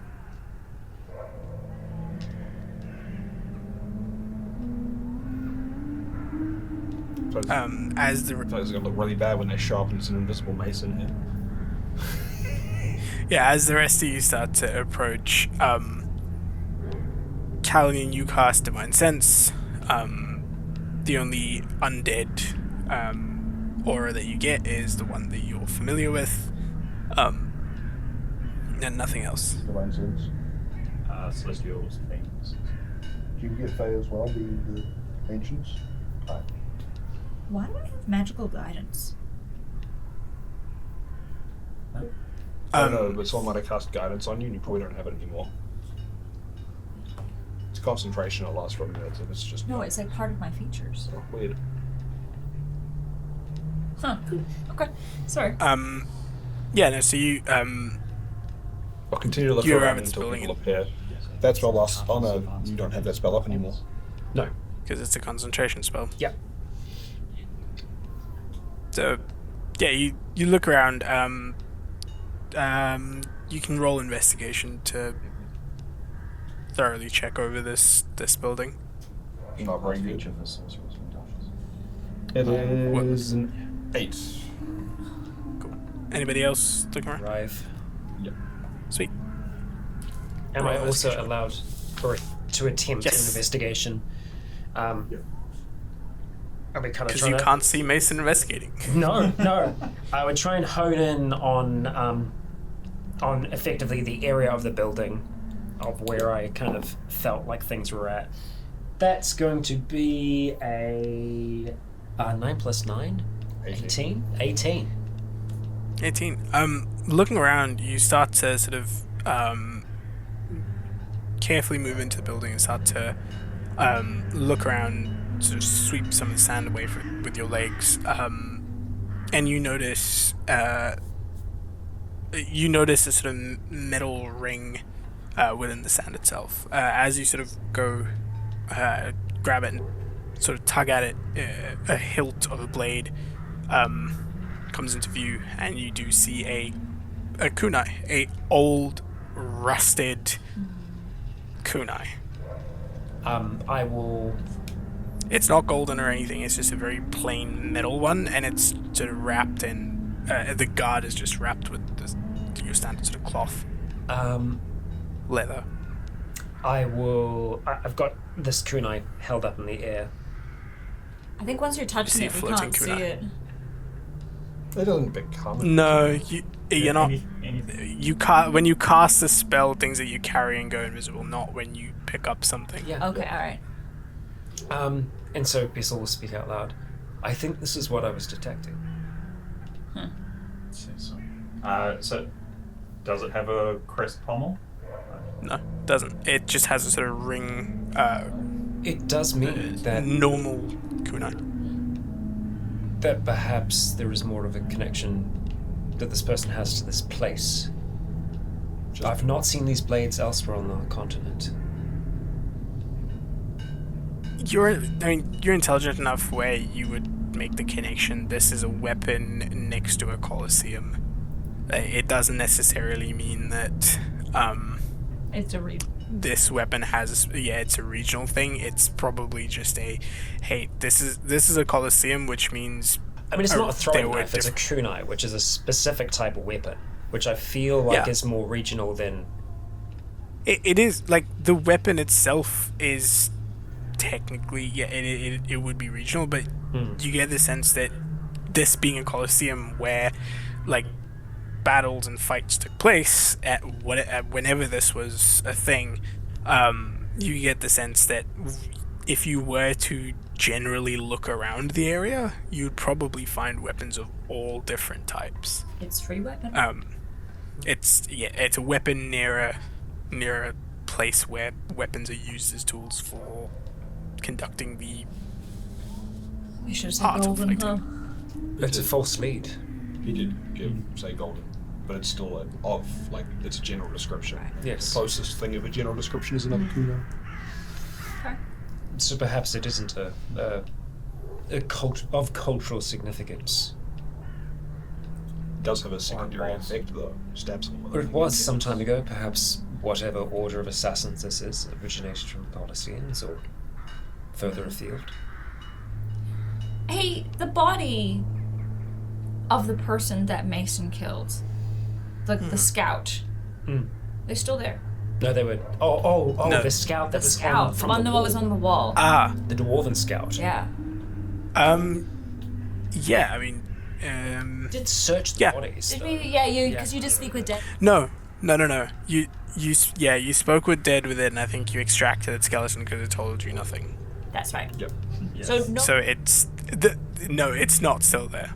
My bad. Somewhere. Well, It's still there. I think his skin. It's yeah, the eviscerated guts are no longer there. I mean, if I did it. You did, yeah. No, you did. You gross. You did. There we go. I remember now. Yep. There we go. Hessel's petty enough to where he follows through on these threats. Oh, you know, I do have. I do have an extra skeleton. Yeah. Than the rest. in my bag. It says right here, skeleton from that guy. All right. Well, I guess we just keep going. If you guys don't feel like the Trick on out. if the buildings are all just filled with sand and stuff, then there's not. Yeah, they're effectively ruins at this point. We'll keep on going. I would drop the invisibility on us. Oh. Mason and Hessel become invisible. Should just leave it on for a bit. Too late now. Yep. Yeah. No. It's much easier to move around while you can see yourself. Yeah. The amount of times you'd stub your own toe because you don't know where you're placing it is just. Or even just reaching out for things. Like, if you were going to try to stealthily take, like, something off of a table, not being able to see where your hand's going is difficult. Yeah. Yeah. I don't know. I Cool. can see my limbs and I still hit into things all the time. Yeah, so there you go. Even more of a disadvantage. Yeah. Yeah. Cool. Carrying on then. Yep. Probably start Sweet. to move until it starts to get dark a little bit. Yep. Yeah. And then So it'll get dark around about say 8 o'clock, roughly. 7-8 o'clock is when it starts to get dark. get a couple hours. So yeah, you've got a couple of hours of travel. Would we be able to you get the start- half of the day and a half travel done, or not? Or will we be walking? No, half of the day. You need about 12 hours. So you, like a day and a half is just that. It's like 36 hours. 36 hours? Is it? I thought we talked. It was 8 hours. 24 plus 12. Oh, right. No. Yeah, you're right. Sorry. Yeah. So 8. Yeah. Even so, it'd probably still be into the dark. Yeah. Somewhere to camp. Yeah, I mean, if you were to push on for about an hour or so into the dark, till about like 9ish, then you could probably get your half a day's worth of travel done. Probably be easier to do it at the other end, where we're pushing into the town rather than actually- pushing into the desert. Yep, that's true. Traveling at night's always going to be more dangerous than the desert. Do So, like 3 hours today Yeah. and then 9 hours tomorrow. at sunfall, I would start to cast Golda's Tower and erect a 3-story tall tower, because I will cast it at 4th level. So Yeah. each level is going to be our own bedrooms. So we'll have our own space on each So I level. thought you of said it was it. a 3-story. It is a 3-story. So there's 4 of us. Hessel's not sleeping. Yeah, I was wondering about that. I was like, yeah, it's a 3-story tower. No, to be fair, from my perspective, I'm looking out and I'm like, yeah, there's 3 of us. Because I can't see myself, because I'm Are you still too intelligent Hessel gets today. the roof. I'm a too intelligent spider. Yeah. Yeah, no, you can't. Yep. Well, I Yeah, have to leave my you- 5th level spot 3 just in case I need to drink. Listen, I think it will be okay with sharing a room. Yeah. So there are 3 levels. Each of them are bedrooms. But yes. I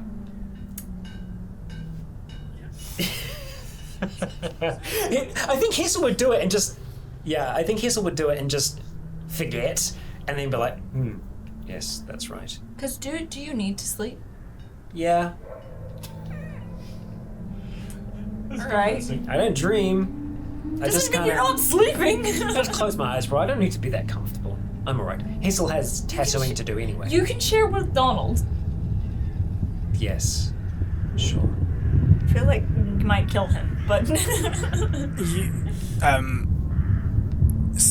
you cast a spell, and the tower sort of rises from the sand and the stone, like from the sand itself. And as it rises, it's got this sort of almost like a sandstone kind of a material to it as it rises from the sand and goes up to 3 stories. Door forms, and as you finish casting the spell, the rumbling of the earth sort of stops a bit, and you have yourself a tower that you can stay in. Cool. For the night. It's just the right temperature inside. Like outside, as the sun sort of sets, it starts to get pretty cold. I think the thing that would be different as well, I know I don't think I've described this before, but recently when Hessel has been casting it, any of the kind of like more homely elements that there might be to the tower are absent. It's just like function. There's a bed. It's adequate. It's a bed you can sleep on. But the material of like the sheet might not be comfortable.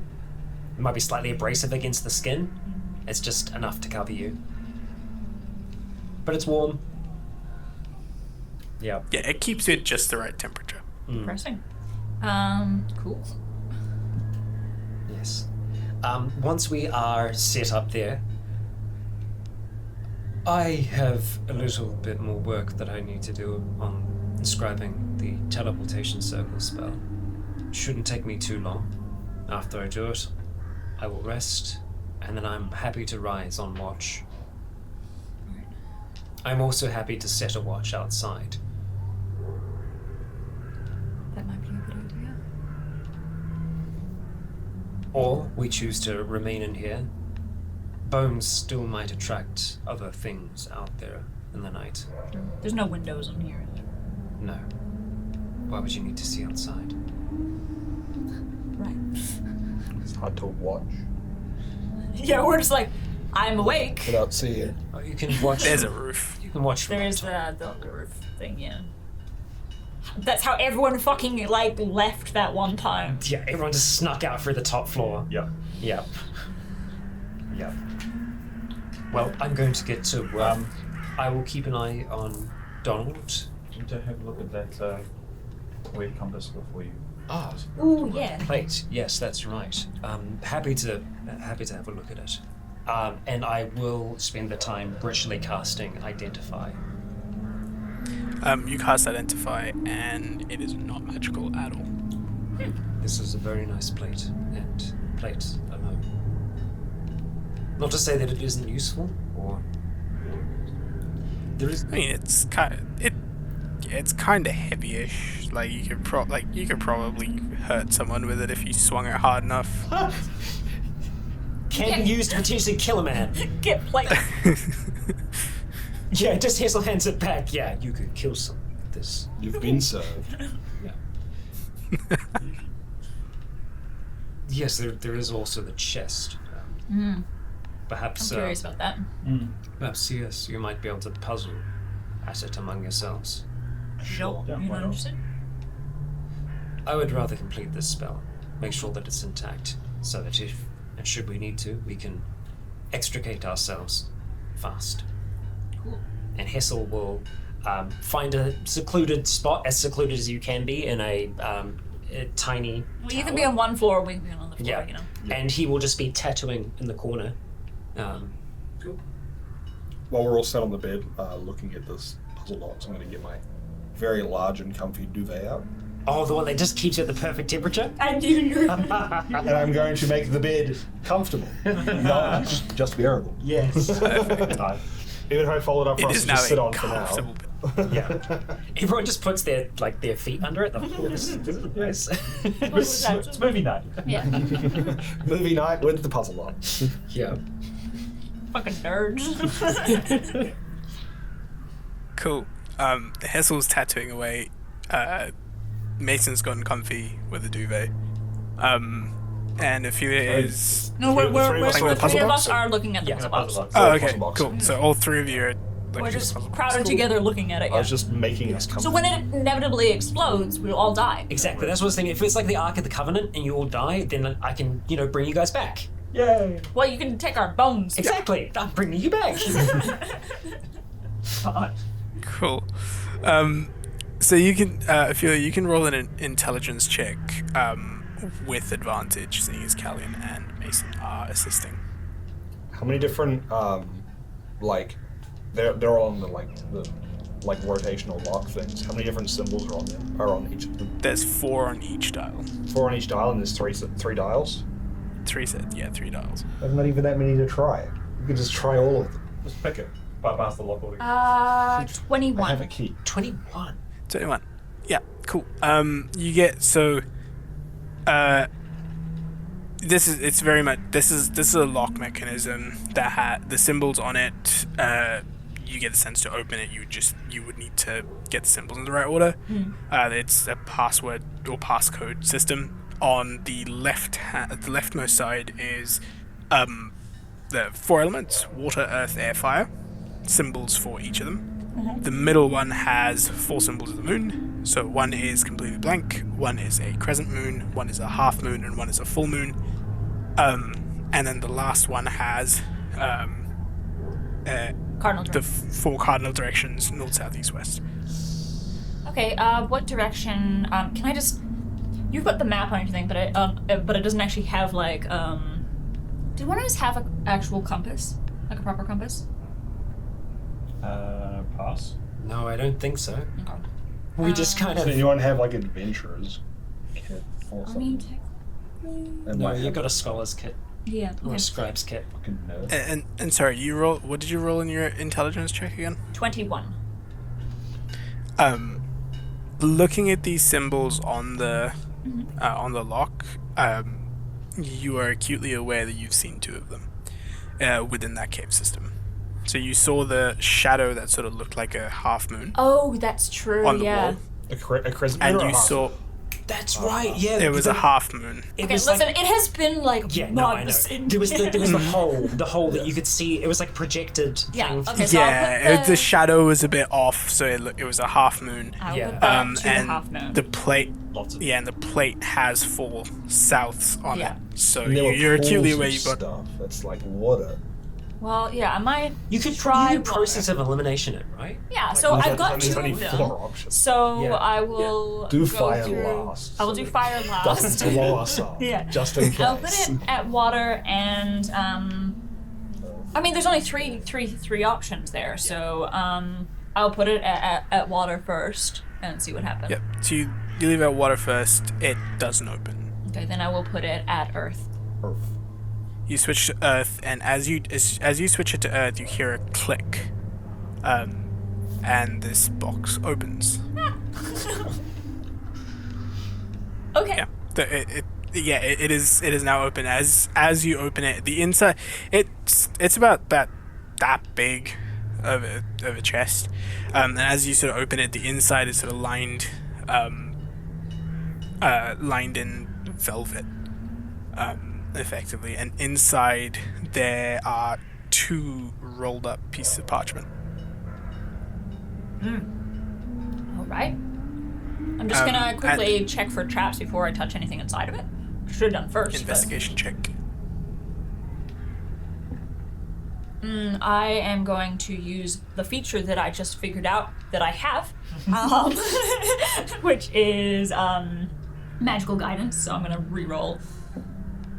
That's not that much better. It is still better.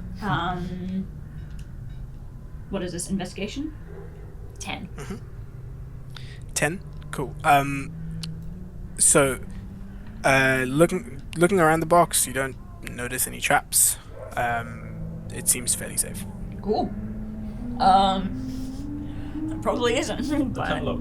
I will take a look at the things. Yeah. You grab the 2 rolled up pieces of parchment, and as soon as you pick them up, you see below it, you see what look to be coins, gold coins, but they don't look similar to the currency that you've seen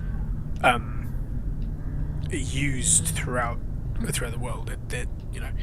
These seem to be they're definitely struck gold coins, so they do seem to be a form of currency, but not of any kind that you've seen. First of all, they are thicker than anything you've seen. Yeah, they're all the same. They seem to be thicker than the ones you're used to. They're also a square shape, and they have on one side it's very on one side it is a symbol of the sun, which is anyone proficient in religion? No. Nope. Hold on. Probably not, but maybe. Who's old Zora? You're half proficient in I'm everything. half proficient in it. No. Okay, religion, and I've got a very good history. This would need to be proficiency in religion. So there is a symbol of the sun on one side, and then a symbol of the moon on the other. Sun and moon square coins. In total, there's about 30 gold pieces in here. Okay, interesting. Gold. I will just leave those for now. Can I unravel one of the scrolls? Yeah, you unravel one of the scrolls, and it seems to be a spell scroll. It has the instructions and equations to cast it has instructions to cast magical weapon on it. And the other one? The other one, as you unfurl it, is a scroll for the spell shield. Shield and sword. Alright. I will set those aside to give to Hessel. Because I can't use them. Or wait, can anyone use them? Or are they wizard scrolls? They're spell scrolls, so I With think magical affinity can use You could use them as a one and done, or a wizard can inscribe it into a spell Okay. book. I will leave it for now because I'll give those to Hessel to use. Are the coins completely covering the bottom of the thing? Okay. I'm just gonna push them aside a little bit, see if there's anything underneath them. nothing underneath them. It's just the coins that. Yeah.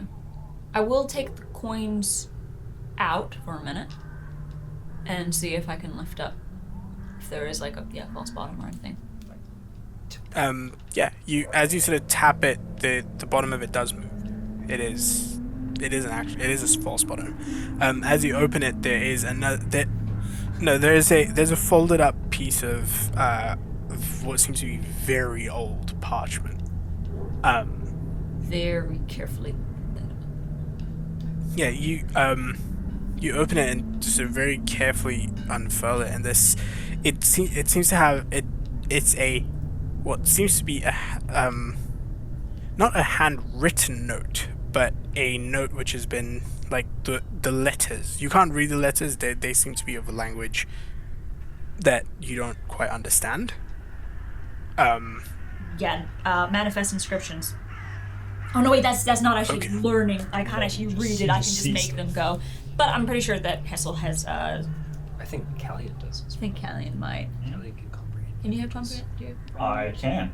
Yeah. I And will. I can cast it as a ritual. I've included Let's this. do that. Yeah. Yeah. Cool. How long does it take to cast? I'll just cast it. Discuss it again. I ain't got Sorry, 10 minutes to wait. That's what it is. Cast That's what it damn is. spell. So you start to cast as a ritual. But as you open it, it does. So each letter of this note seems to almost have been stamped one after the other. Like a ransom note. That feels more tedious Like than hand writing. printing. No. Yeah. So more sort of like Like a printing hand press. printing. Yeah. Yes, but it doesn't seem like it was all sort of done at once. It was sort of individually Again, it's like a ransom note. printed. Okay. It's a good way for you to not have handwriting. Yeah. But yeah, like just from looking at how old this bit of parchment is, you get the sense this language, whatever it is a very old one. So it could, and you make out some, like you're looking at the letters on here. They do seem, the letters do seem like almost like what the lettering in common is derived from. So it's like it's almost like if you're looking at these alphabets individually, you can look at them and go, okay, cool, this would probably turn into this looks like a very old E, or this looks like a very old. Yeah. Is he able to read it? Because About. No, about he's 10 minutes. just cast it. Yeah. Oh, okay, cool. If you cast it, it's a note that effectively reads. I need to find this in my notes, so give me a minute. This was something I just threw in there as a... Yeah, little known fact, whenever we ritually cast a spell, we cut the cameras. V makes us wait the time it takes to cast the spell ritually. that is true. And that is the amount of time it takes me to find things in my notes. I'll tell you what, as you cast a spell and it the writing sort of manifests to you, we'll take that second break. So, you have opened up this mysterious chest, found the money in it, and found the scrolls in it as well. The note, once you've cast Comprehend Languages, reads, "Ye who have found the invitation to join the Fanged Shield, meet where the clouds greet the land's right hand to meet thy sponsor." Okay, that was a lot. Where the clouds meet the land's right hand. Could you repeat that real quick? And we can cut this Right, out, but... I'll go through this again. Ye who have found thy invitation to join the Fanged Shield.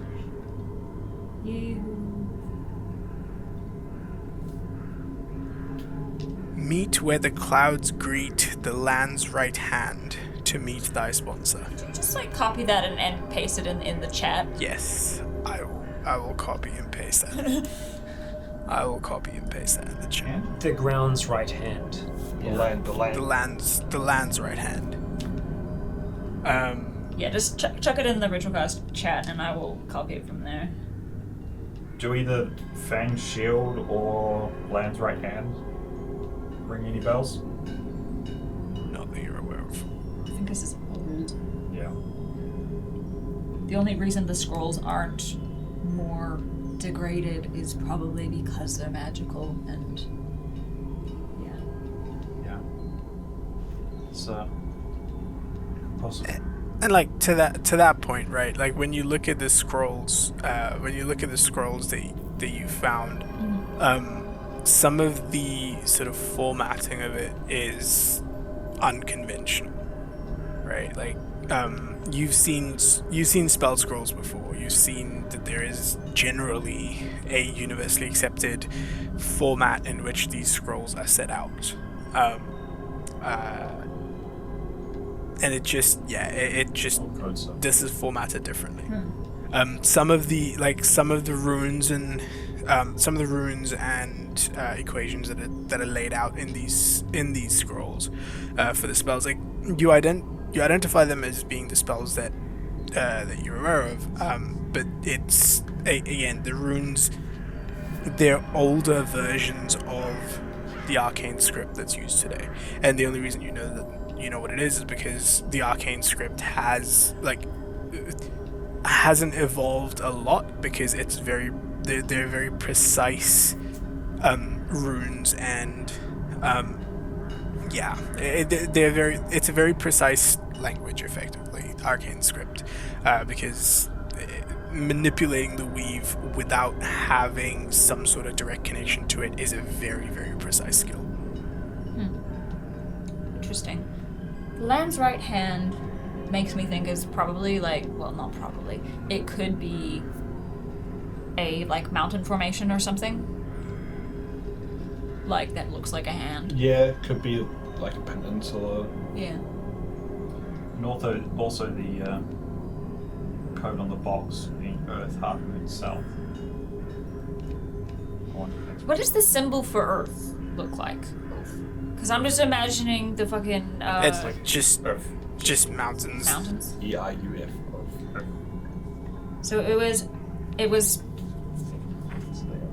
It was mountain half moon or crescent moon? Half moon. Half moon. And then south. South. Okay, so are there mountains to the south? Of where you are? Yeah. There is... The spire, the middle. What's the Shard. shard. Yeah, what's the S word. what's the furthest right-hand part of the continent, though? Or the furthest east? I don't That's know if it's the- about the right hand. It might be something that just looks like a hand. That's why I was wondering if it's the shard being like. It's also where the hand meets the clouds. The land's right hand. Well, yeah, I guess it could be Clouds second greet answer. the or land. or that is the right hand of the land because it's the highest reaching point. Yeah. I feel like we should talk to people and see if anyone knows any more about Yeah. that, like that specific description. I also feel like it's old enough that it might be. There could be something for it in the library. Maybe. Yeah. True. We haven't been. Is there a library in Astral Class? Not that one. Not that library, the secret library. Oh, the Because we secret library, still yeah. have to go to your point, which is Library. in the hills, right? Somewhere. Yeah. Okay. Well, that's interesting. So what I'm gonna do is close it back up with the note inside, but I'll take the spell scrolls out, keep the gold and everything in the box, turn the combination so it is locked, and put that in bag holding. And then I will go and take the scrolls to Hessel if he's not too busy. I'd just be He's still tattooing away. tattooing Okay. away. You Just have a have- minute? Yes, I can have a look. And I will. Huh. Could you use these? Well, I've already inscribed shield. Perhaps keep it on your person. It's a reaction spell. Maybe. Activating it might be different. Could potentially save. One of us. Yes, it can apply additional protection. For a moment, if it's to block a single blow, it can make the difference. Yeah, what do you guys use like? You have to be able to cast spells to be able to. yours. Okay, cool. I will take that. Yeah, you have to be able to cast spells to be able to use it. Right. There you go. Oh, Shield. while I'm asleep at 17. Fuck off. While the other, I might still be able to make use of that, potentially. I'll have a look at it. Thank you. Because my Sorry. arm You have to check if Have it's a you wizard spell, though, to be able to seen- inscribe it into your spell book. Have you seen a coin, and I'll like describe the square coin or whatever, just see if Hessel might know anything about that history-wise. Square coin, sun on one side, moon on the other. Do you know the If Hessel did, it would have been through more recent reading than anything. He doesn't have proficiency in history. It's not one of Do you his. have proficiency I in do. religion? Really I have proficiency in history, but not in No. religion. He's intelligent, so he takes in knowledge, but he hasn't read up on it because it's not Gotcha. interest. His only proficiencies No, are it's- investigation and arcana. So, yeah, None of this strikes you as familiar at all. yeah. Yeah, I think that we'll just have to figure that out when we get back to town. But all right, interesting. Well, congratulations to the lot of you then. Pass on my congratulations for solving the puzzle. I didn't hear any Explosions. screams or anything, so. I'd like if we did that and what we did, we just picked the lock. Congratulations on figuring out the combination. Yeah. Yes, that is what we did. That is how it is solved. Yep. Just like There- three of us, just like wedging it open. Yeah. Got a prime on. There are Sword that cuts multiple through anything, I answers just to this skim the puzzle. side off the box.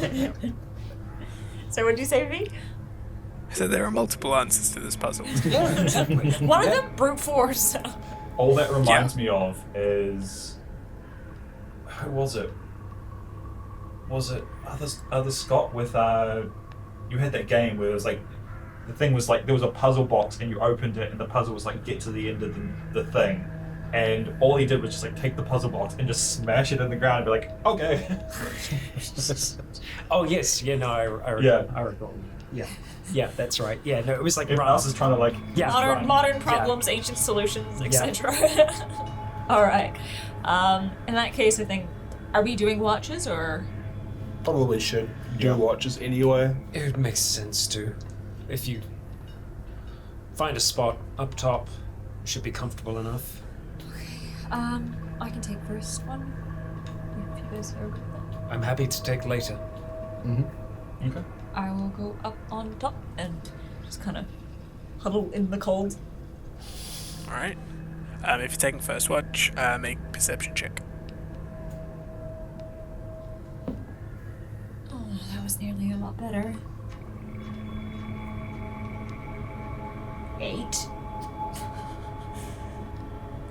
Yeah, as you're taking that first watch, As you're heading up onto the roof, I'll just sort of throw the duvet up after you. Oh, thank you. Just leave it up there for watches. Just burrito. Perfectly temperate. yeah, Yes. perfectly temperate. Cool. Yeah, as you look around, as you sort of stay up there in your perfectly temperate duvet, the cold doesn't really affect you as much. It is freezing up here now that the sun is set. Yeah, like and there are winds, not like not like gale force winds, but like just there is a wind which she probably against has your it faces. over her head, so it's just kind of got the classic Ophelia, like pointy. Yeah. Which it means so probably the side vision isn't great, but yeah, it does obscure your peripheral a bit, and it's just it like there's something about sitting up here in this like cold, listening to nothing but the sound of the wind and being like perfectly toasty on a cold night that just it makes you drift off every so often, and yeah, like you find yourself coming to just sort of shaking awake because you hear a sort of a squawk or a roar or something off in the distance, and that sort of jolts you awake. And you check to see what time it is. You look at you look up into the sky, and you're effectively an hour into the next watch. So you've dozed off. and wake up Callian, and I'll be like, "Yep, totally all clear. Nothing's happening out there. I just gave you an extra hour's sleep because I wasn't tired." Just lying my face off. There's a squawk in the distance, but My turn then. Yeah. and I'll leave the blanket up there. Yes. Sweet. Callian, make a perception check. Fucking deception is pretty high. Your passive deception. I mean, I can roll for it if you want. Soft 20. Yeah. While you're up there for the next hour. 25 deception. Cool. While you're up there for the next hour, that sort of squawk or that roar that Ophelia mentioned, it's very much a squawk that you heard. Pretty loud, shrill one at that. So you sort of keep your eye out for it. And at one point in the night, you're sort of looking up into the sky. Just it's a clear night. You can see the moon, and sort of just and because there's no like light pollution out here, it's just the sky is this beautiful smattering of stars, and sort of just looking up at it, you notice a couple of stars, like shooting stars, comets, whatever, streak by through the night sky, and that's sort of when you hear that little squawk again off in the distance, and you look over like so far, like pretty fast, like north of where you are. You swear you can see something like glowing in the sky that doesn't look very star-like. Like it's bigger than most of the stars that you can see up in the sky. That's why it's just like that's why it seems to be it catches your eye. And you take your you take your spyglass out and look up towards it. You can, like, as you sort of focus your spyglass to it, you can see what looks to be the form of a bird of some sort. But it is this, like, it seems to almost be radiating moonlight. It is a bird of pure silver moonlight that seems to be just soaring through the sky, way off in the distance. The fuck?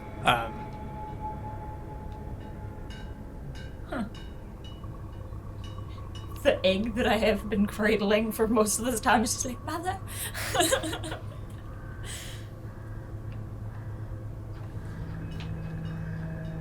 Is that like a mythological thing that Hellions have heard? None of you have a religion proficiency, so you wouldn't know. Oh, good. It is not a natural occurring creature that we have ever heard of? No, it doesn't, like, you know of bioluminescent creatures out in nature, but sort of looking at looking at this thing, even through your spyglass, it just this doesn't look like bioluminescence. This thing is very bright, silvery white, magically glowing, or just straight made of light. Yeah, like think massive bird Patronus. It is basically what it looks like, way off in the distance. And sort of just looking at it for an extended period of time, and you can see it for like over the next like 10, 15, 20 minutes, it's still visible to you. It doesn't seem to be coming towards you, going away from you, just sort of moving across the sky. Like almost gliding effortlessly. Every now and again you see it sort of flap its wings, and there's just this very calming, this sort of a calming sensation that sets in. There's this very calming sort of sensation that sets in, and you're the pause. I was waiting for the make a wisdom save. No, it's a very good sort of calming sensation that sort of, and you feel at ease. Worries sort of almost drifting away for a while, and then eventually this creature, you lose it in amongst the stars somewhere, and that's when you sort of notice what time it is. It's like you can see on the horizon, like at the edge of it, you can start to see a faint bit of light. So you're aware that it's going to be sunrise soon.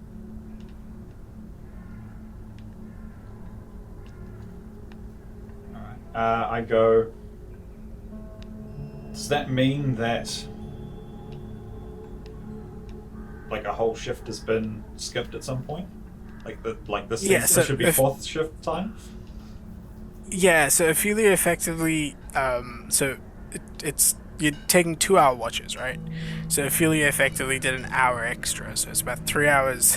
Where like it was 3 hours for her, 2 hours have passed for you. Oh, okay. So there's another like 3 hours left, effectively. Yes, I said you're doing.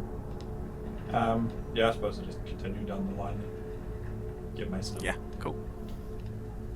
All right, Mason, perception check. Tell him you can have a short one. Sun's starting to rise. You can just watch. That's cocked. It's the same number on the dice as I have been rolling. It is.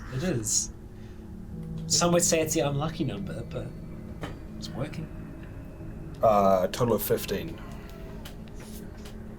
Your hour of watch passes by without too much incident. There's again, you can hear creatures stirring and moving about around. You feel it start to ever so slightly get warmer up here. As slowly the sun's starting to come up. Does he? Because he's perfectly temperature controlled. His face is still. It's one of those to keep it under the temperature. You stick a foot out the blanket so you know what sort of temperature it is. Yeah. I'll still run my 2-hour watch and then I'll wake Hessel up for a single hour of watch. As you go to wake Hessel up, when he went to sleep that night, he cast Dream. Okay. He cast Dream targeting Megard Frontwell. And he wasn't intending to interact with him at all. The big Goliath. Mm-hmm. It's just that Hessel can't dream anymore at all. It's always just, he's aware of the time that's passing. And so... he's going to hang out in other people's dreams. Precisely. And this is someone that he has, had conflicted feelings about. And I think it's about observing more than anything. And I know dreams are vague, and Hessel won't try to shape this dream at all. He will just observe. Okay.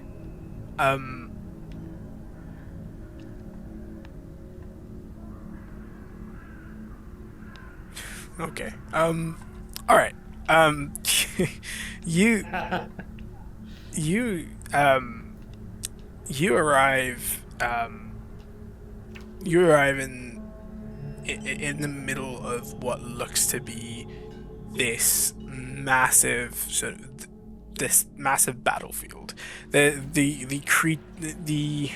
armies that seem to be fighting you see them in this you see them as effectively these just sort of discombobulated wisps almost clashing into each other. The only thing that the only way you can tell one from another is because there's a slight difference in hue. The one part of this entire dream that is clear, that seems to be pretty clear, is sort of this this watchtower thing where you can see this Goliath, this giant of a man standing sort of one knee on the sort of parapet, effectively. This giant hammer hanging from his back, observing the battlefield. You get the sense that sort of everywhere his view goes to, you can start to see areas of this battle start to almost form into something that you can actually see. At first, you see you see a sort of almost pincer type maneuver where these two battalions pincer another one and effectively take it out, snuff it out with sort of with minimal casualties. Another one where you see a small elite group sabotaging multiple war weapon siege weapons, which eventually malfunction. So you get this sense that this is a dream that this man is dreaming, where he is in command of this incredibly successful army, carrying out these strategic maneuvers. And yeah, there's no the faces don't have any features to them specifically. They're very vague. You're never able to concentrate on one for too long. Yeah. But I get the sense that he's a proficient commander. Yeah, you get the sense from this dream that he's a very proficient commander. I mean, some clockwork mechanisms in Hessel's brain are ticking away. Yeah, like it. Yeah, it seems to be very like strategic in nature. Like towards at one point, at one point in the dream, you notice the because from your vantage point where you're looking at this from is effectively from the other side of the battlefield on a similar sort of watchtower. You see, because you cast a spell, you have the ability to sort of hone in on specific areas of this, almost like a sort of playback kind of scenario. But where you're effectively watching this from is from the opposite end of the battlefield on a similar sort of watchtower as well. At one point, you notice that that Megard's view or like focus shifts to where you are. Your eyes effectively lock for a second, for what seems to be a second, but that sort of long, drawn-out dream time second where like your eyes lock. He's looking at your face and going, and there's this like. There's a bit of like a this seems odd. There's like strength that shouldn't be here. There's something strange about this. This seems like a foreign body within this space. Within this space, and your eyes lock. There's like a why do I like it? You get the sense that there's this like why do I feel like I should know who you are kind of a thing, and then that's sort of when when that sort of focus shifts to something else. But yeah, that's the sort of stuff you're seeing, and then it just continues on to that same sort of scenario of different strategic maneuvers that he's carrying out. Yeah, Hessel will just ride the dream until he feels Mason shake him awake. Morning. Cool. Yeah, eventually. Morning. There's an hour left on watch. All right, I'll get to it. Thank you. And Hessel will straighten up and then, quietly as he can, climb up to the roof with Manibus at his side. You make your way up to the roof with Manibus at your side, and again, and as you get up to the top of this roof, there's this like massive sort of desert out in front of you as far as your eye can see. There's a hint of so this is sort of what it was like in that dream from that point of view. Your mind makes the sort of a kind of a connection that way where it just goes, this is familiar. But yeah, roll a perception check for the last hour of watch. Can I receive assistance from Manibus? Yes, you can. Okay.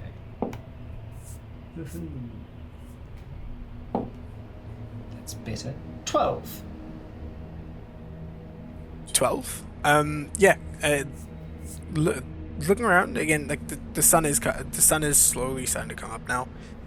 You're in the sort of dawn has broken. And you can like as you look around, you can see like scavengers, like the creatures like scavengers, like your vultures and those sort of things. About you spot them here and there. You notice smaller sort of creatures tucking into like holes on the side of boulders and this, that, and the other, but you don't notice anything, like nothing of note happens in your hour of watch. Yep. Notice anything out of the ordinary. It's fine. After that time has passed, Hessel will make his way back down in and gently wake everyone else up. It's morning. Good morning. Thank you. You can all hit the long rest button. Nice. Done. And I have my new spell prepared today. The new scroll one or the teleportation one? Teleportation spell. Nice.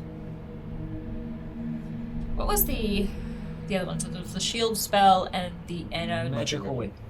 magic weapon. Yes. Interesting.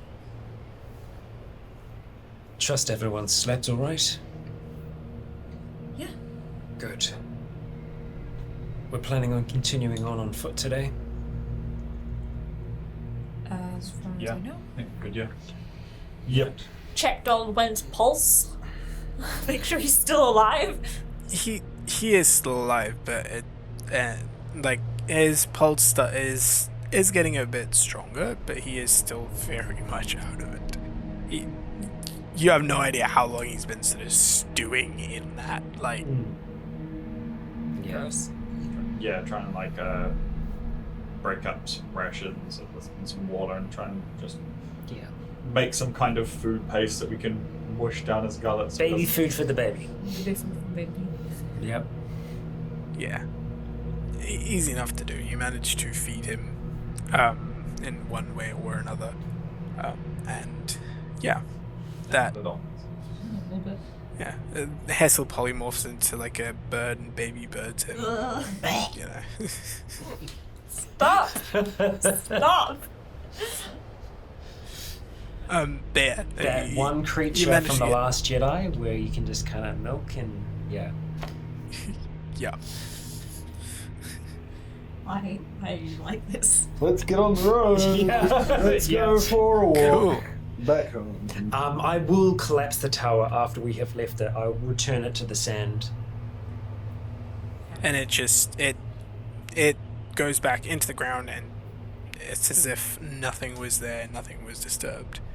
And you pick up and you start your trek, your day-long trek back to Asgore Cars.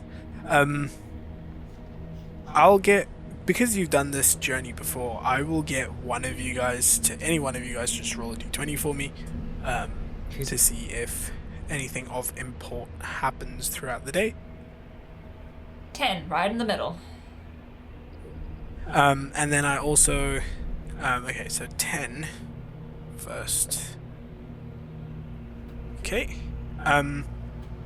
As you travel through the desert, like it does start to get pretty hot throughout the day, like throughout the sort of middle of the day, as it starts to get to that sort of midday point.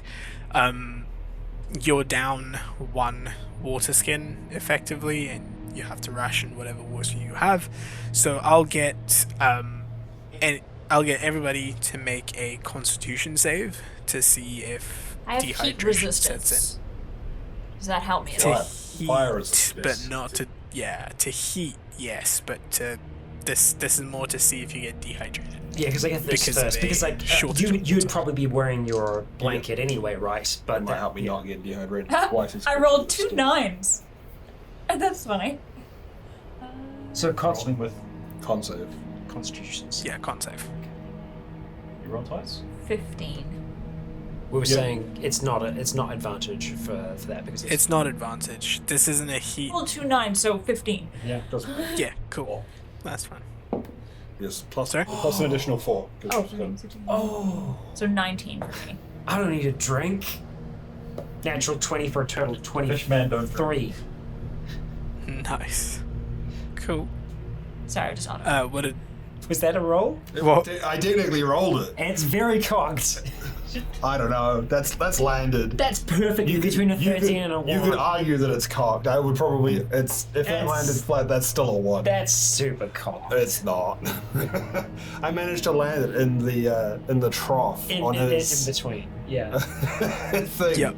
and it was ever so slightly cocked away from a 1, but it was not cocked enough for me to doubt that it would have landed on a 1. cool. Fair enough. All right. So that's an at one. 23. 15. And what was Callan's? 15. Yeah. 15. All right. Yeah, Mason, you're like, you're not in a good way. Like you guys have gone through, like you guys have gone through a good chunk of your travel. Yeah. And like your water storage has effectively run out at this point because you've gained an extra person that you need to keep alive, and you are down whatever amount of water that Mason was carrying. So you've run out of water effectively at this point, and Mason more than anybody else is feeling it. Like I'm gonna say you take a point of exhaustion from that dehydration, Mason. And yeah, your throat is drier than this desert. Do you want me to Ray of Frost you? Well, he's a comfortable temperature because he's got the blanket. But yeah, true. yeah.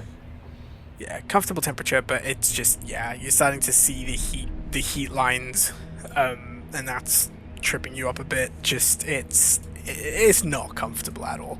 This may change because we are in a desert. But I am able to find fresh water for myself and up to 5 people each day. You are in a desert. We are in a desert, so that probably makes that a little harder. You can find an oasis. Yeah. Drink vulture blood. Or you just find a fucking a cask of water along the way that somebody has dropped and they're just dead, and you're like, well, my water now. Yep. Background features. So seldom ever get used. So I will let this be a point of yay for background features. So yes, We found. You Mason, you are not dehydrated. Yay. Wonderful. Yeah, you managed to over the course of the day as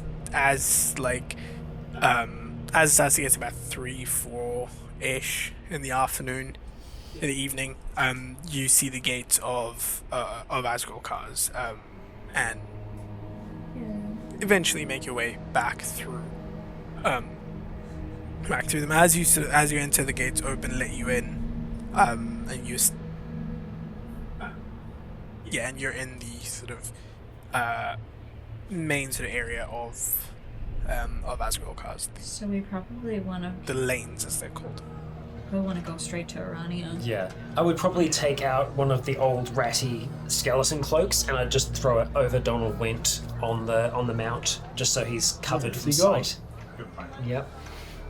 Cool. Oh, it just looks like a corpse. Yep. Yeah. An accident along the way. Yeah. And eventually you make your way up to Arania's residence. As you knock on the door, the old sort of the butler,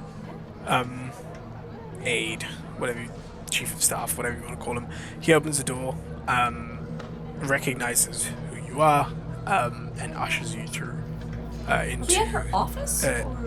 Offices in her house. Oh, okay. Yeah. I would probably help the others take Donald Went off of the mount, just so we don't have to bring it inside. Yeah. So, they help with. He calls a few other. He called a couple of guards and helps you carry Donald Went back into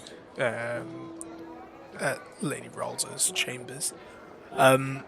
The door to the office, door to her sort of main office area opens. You enter in, and she is sitting there. Just put Donald in a chair awkwardly. Awaiting your arrival. As you enter, there are an exact number. There's 5 chairs, waiting for you. And as the door opens, she waves you in. As she seems to be reading over. Some sort of parchment. She looks up and sees it as you. She rolls it up, opens a drawer in her desk, puts it in, closes it. She looks up and she says, "I hope your travels went smoothly." Yes and no. I will take out Mostly. the bracelet that I have been keeping in my pocket and just put that on the table.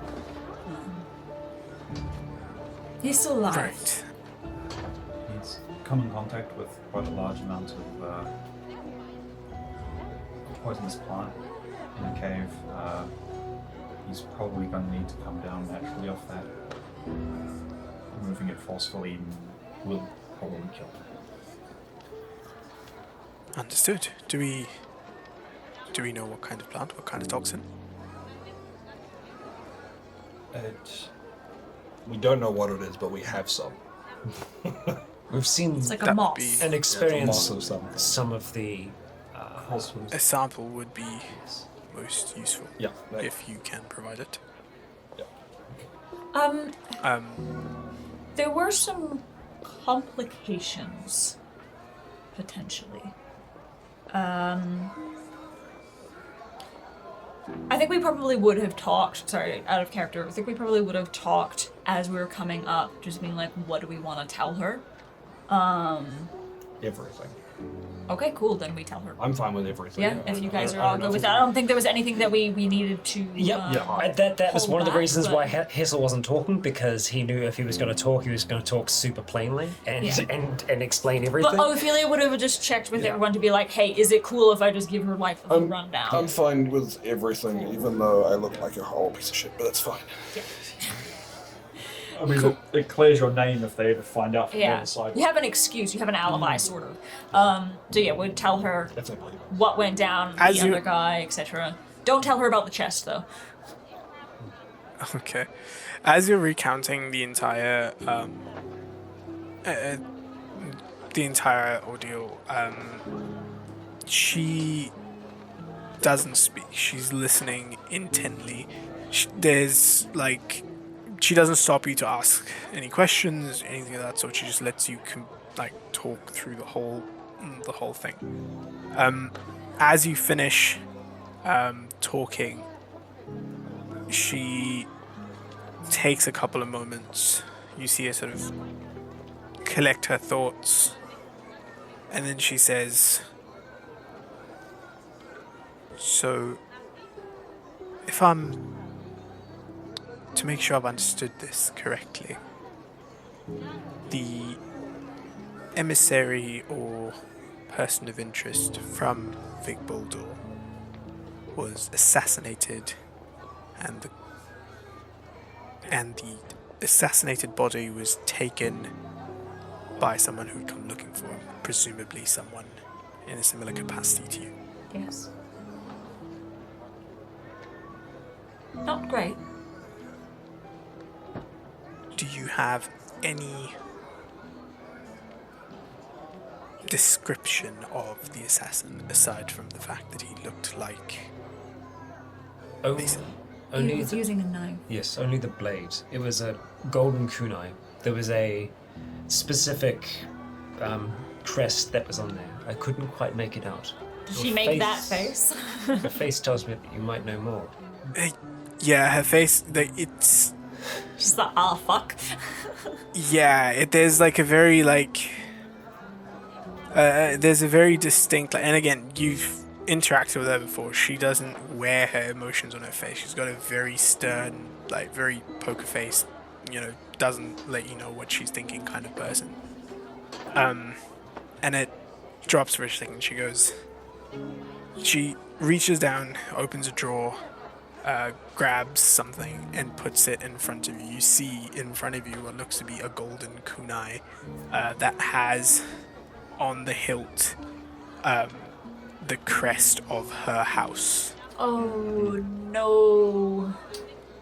Okay, so this was a setup. Did it by very much chance? so. Did the blade by chance look like this? Say it was near exact. So you've been set up then. Seemingly. As I assume you're not the assassin. Deduce that much. Sorry, I was a spider earlier. Day before, it's rattled my brain. It's all webs. Alright, well, that isn't great.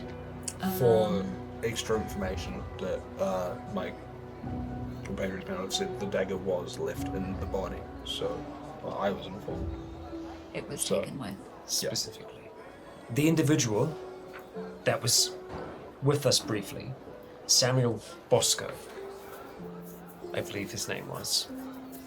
He was a You see, mercenary hired. she makes a mental note. Mercenary hired to find Jesser Pale. Who I Well, we can it's assume the it's guy. We may be The name- able to try and stem the tide before things. It's been a day. It has. But some of these things take time, and he did leave quickly. I could try and contact him, or I'm sure you've got people of your own that could try to contact him. The damage is probably. It's about the way this looks, unfortunately, and I'm sure whoever is behind this is well aware, and I'm sure so are the people who hired this assassin. How would this they looks. have gotten a hold of one of your daggers? Unsure. You spoke before of your counterpoint from Big Bordeaux having different methods. That this method specifically, kidnapping from underneath of your own nose, one of your diplomats. Is this him, them, or Potentially. It very well could be.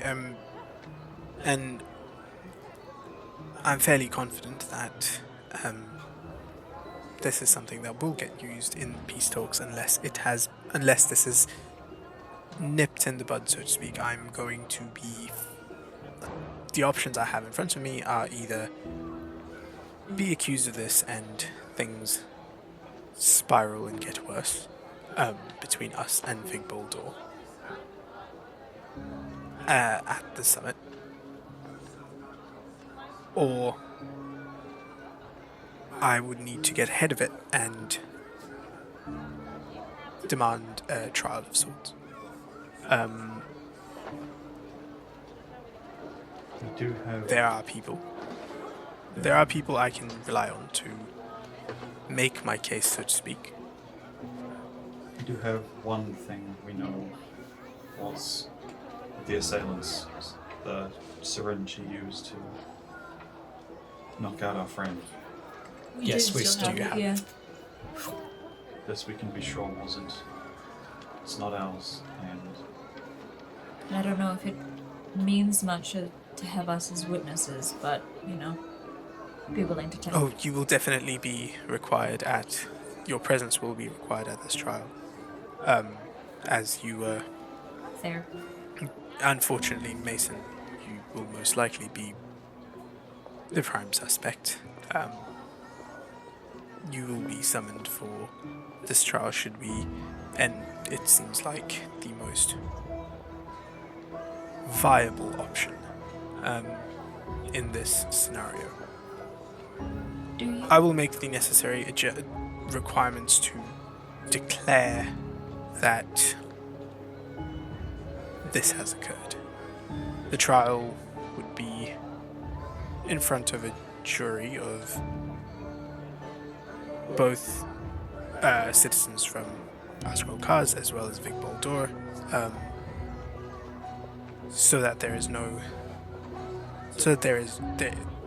so that any bias is balanced out.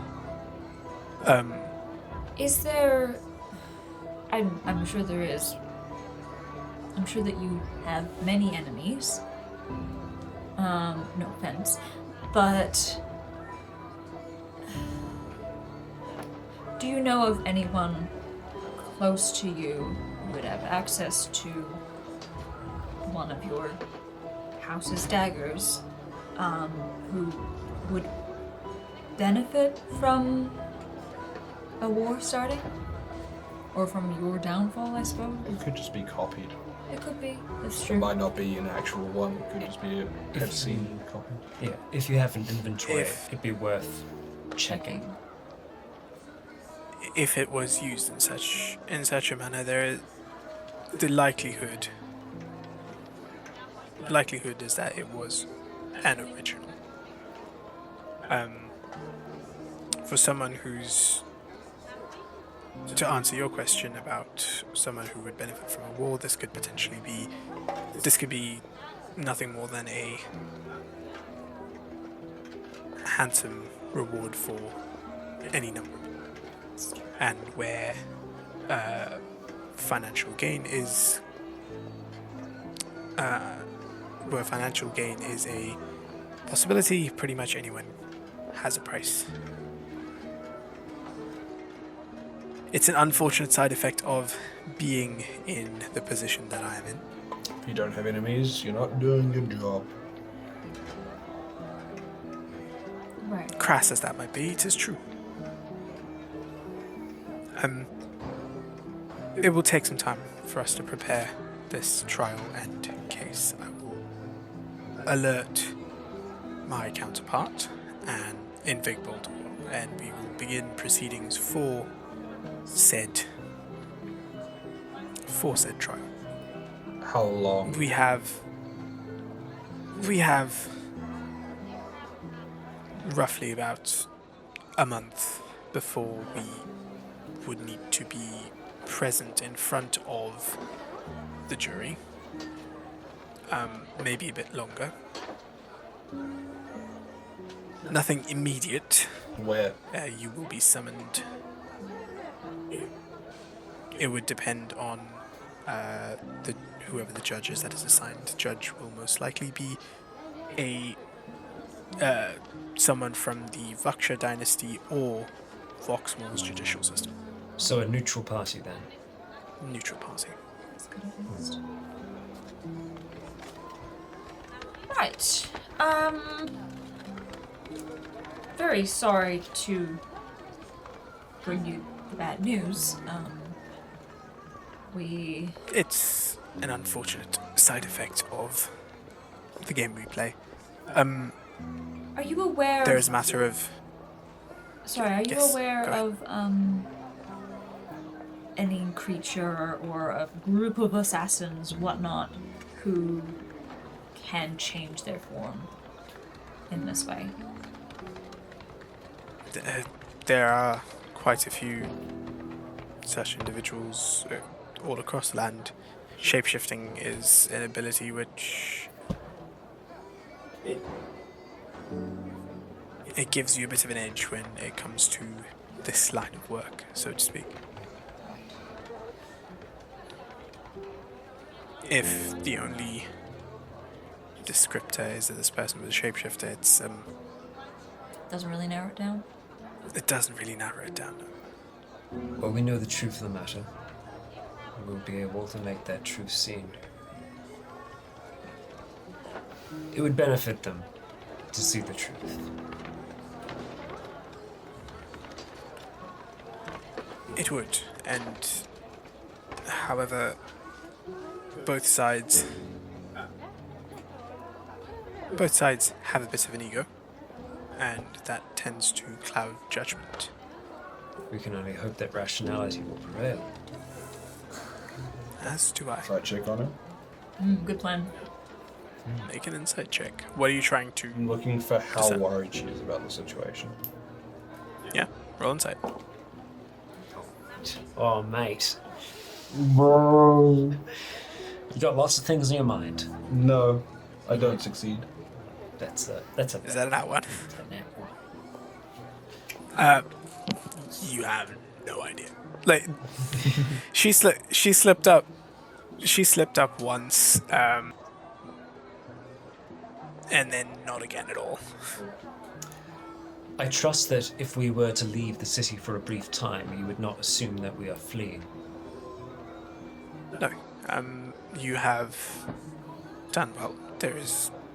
And you have given me no reason to doubt you at this stage. You see her sort of pull a coin similar to the one she'd given you originally, and hands it over to you. And she says, when the time comes, The one on trial. when the time comes, you will be notified through that, and similar to how that coin worked for the summoning circle, you'll be able to use it to arrive precisely where you need to. Mm-hmm. Right. Just me or the others as well? All of you. Right. We just have to grasp on. There will be. We will probably. Closer to the time of the trial, there will probably need. We will probably. The team I put together will probably need some time for preparations to prepare you for how the trial is conducted and what sorts of questions you might be asked and how best to answer them. Right. Speaking of coin, There is payment. I'm sure you've got the exact number. I do it not. was That was promised. Yeah, so 5,000 from Alive with the Bangle and 2,500 for no survivors. Which there Okay. were survivors, so complications there. Yeah. So she pulls out a pouch and puts on the desk and slides it towards you, closing the drawer behind her. taking a quick look inside, does it look to be about 5,000? It's in platinum? in platinum. Yeah. Oh, I It's can't in remember. platinum. Platinum. 500 Yeah. platinum pieces. Jeez. Right. So there'd be 125 pieces each. As we're sitting here, finishing the conversation, Hessel will, by weight, divvy out the total amount to all four of us. Not three, because there's four of us. Good job! You could have We divided did it to 3 and given us the position. You don't care about money anymore, do you? It gets me things. Gets me more magic. Gets me magic. So things. 125 platinum? Buy bodies with that. Cool. Yes. Yeah. Ethical undead practices. That doesn't sound good. You pay the families. Oh, Yeah. sounds like corporate murder. Pay the families off. Alright, 125. That's 6. Did you guys did Hessel ever read that Oh yes. book? Yeah. The book on Or the the ethical paper. practices of necromancy. Yeah. He sure has. Did you take any of it in? No. Yeah. And if that is all, we Indeed. are looking forward to rest. It's been a long journey today. Yes. We're very Don't thirsty. have much to do. Yes. Alright, we will She head back to the house. yeah.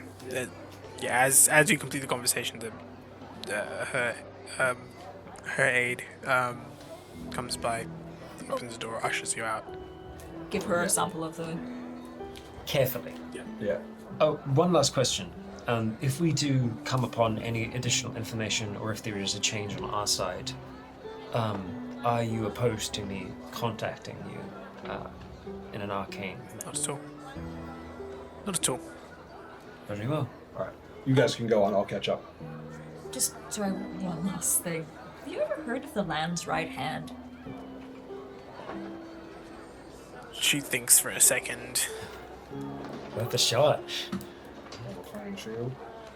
Or no, I'm good. Looking good for that. It like sounds like a mountain range, maybe.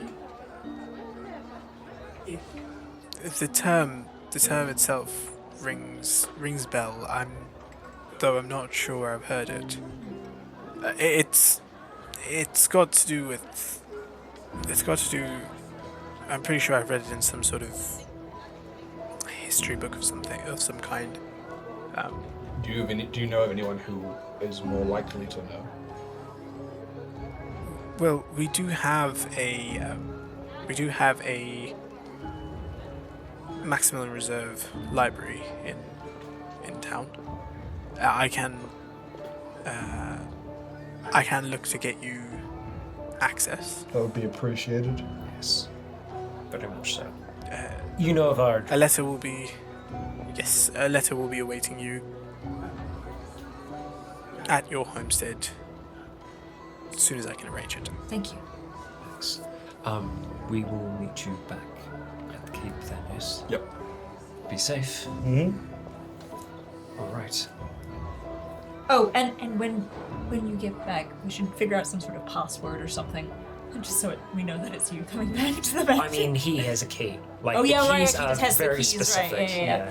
We know what happens when you try I to like leave how the we're fence. I like how we're discussing about how I could possibly still be an imposter in front of No, I mean, if we're splitting up and then coming back together, if another Mason shows up, I don't fucking know. It's fine. Yeah. Alright, we'll head off. Yeah. Cool. Money, The money. rest of you head off. Do Mason. you have somewhere I can safely prepare this?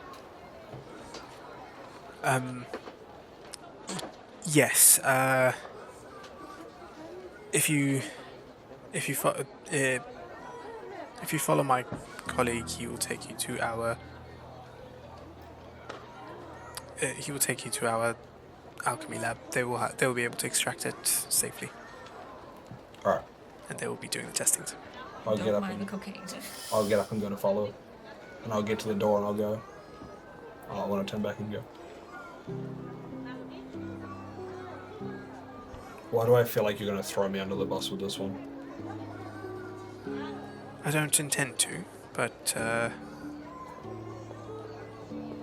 in full transparency, that is one of the many available options. Alright, then I'll turn and go. And the door sort of closes behind you. Follow to the alchemy lab. Yeah. As you follow. Yeah. Yeah.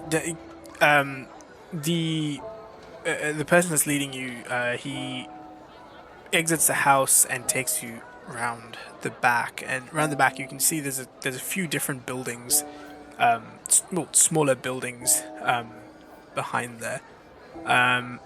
One of them seems to be like, you can see a few sort of chimneys sticking out the side, and you can see on one side of it there is what looks to be a sort of waste disposal sort of chute almost that has some sort of liquid pouring out of it, and that seems to pour into what looks to be this like thin pitch black looking hole that's just floating slightly above the ground. And yeah, it just has this air of just, as you get closer and closer to it, it smells like chemicals. It smells like there's a hint of like gunpowder. There's like a hint of metal. There seems to be an R&D facility of some sort. Yep. The man that's leading you, he gets the gate, gets a door, knocks on it, and this like little slit opens, and someone from within just goes, "What do you want? We're busy." The guy goes, "The lady has requested that you collect a sample from this gentleman here." And he points towards you, and the person that gives you a look, like once over, he's like, "What kind of sample?" "Some sort of toxin he has collected. Don't get any weird ideas, please, Miriam." And the woman who seemingly has looked at the door says, "Shame. A lot of blood in that." The thing slides shut. You hear a large sort of clunk as these heavy, what seem to be sort of steel doors open, and as they do, like the first thing that hits you is just a smell of various chemicals and other. Just eyes start to water. Yeah, eyes start to water. There's just this pungent smell about. You step in, and the guy that's led you here just waits by the door, and he says, "I will be waiting here for you when you are done." And he gives Miriam just another sort of stern look, and she sort of looks back at him. And now that you can see her, she's this like shortish, like 5'2", elven woman. You can tell by the sort of pointed ears. Bit heavy set, wears this like apron, sort of chestnut, like chestnut brown sort of skin, very calloused looking hands, like a long unkempt sort of hair that's just like singed in certain places, looks to be bleached in others, but not like intentionally. Like part of her eyebrow missing, like bunch of like cuts and bruises and all that sort of stuff. And she sort of looks back and she goes, yeah, he'll be fine. And leads you down the corridor towards one of these doors, which she knocks on. She knocks in a very in a specific way, and you hear a sort of a loud, like what seems to be a loud, almost like a spray or gust of wind behind it. The door, as the gust of wind sort of the sound ends, the door opens and you can see behind it there's a small little like 5x5 kind of chamber and a door behind that as well. So you guys step in, she closes the door behind it, you hear that like that gust of air again as it just blasts you from literally everywhere. And like as it's happening, you sort of look around and you notice these like nozzles just throughout that seem to be blasting this air into this chamber. Like before the gust goes off, you hear something like whirring up and spooling up before just this blast of air that shoots straight into this chamber. There's both of us in this chamber at yes. once? It's really tight. Yeah, both of you are in this chamber. It is very tight. And Miriam doesn't seem to notice at all. She's oblivious to it. The door then opens and you follow into what seems to be very, like, you can see a couple of, like, there's about 3 different desks here with a whole bunch of different, test tubes and beakers and, like, this whole distillation system and filtration system just all over. This is very much an alchemy laboratory. There's 2 other people in here. A halfling man, bald, wearing, the majority of his face is obscured by a mask. He seems to be working on something, doesn't quite pay you any attention. And then there's another human woman working here as well. Long, straight, sort of dirty blonde hair. It's sort of in a hairnet. At the moment, she's also wearing the same kind of sort of white lab coat with an apron in front of it, as the other 2 are.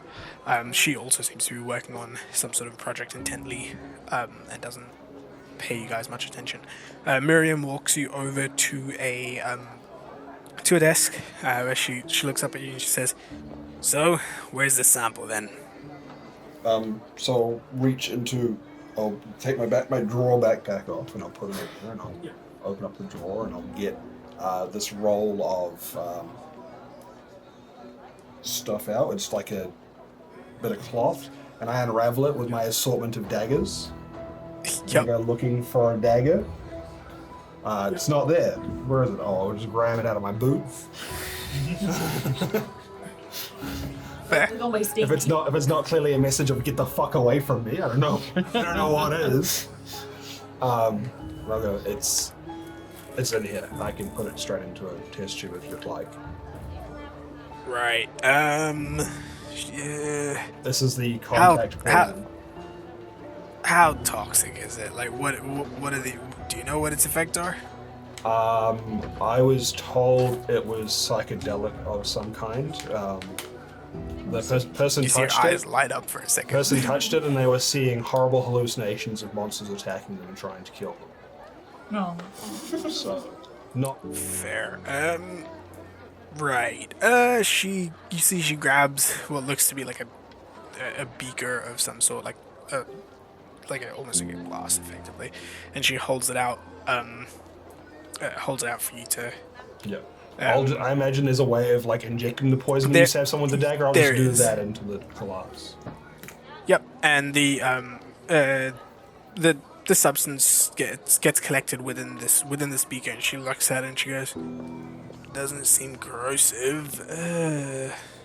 All right, that'll do." She puts it down and she walks over to the woman with the long hair and just like and taps on the shoulder. She looks over and she goes, "That beaker.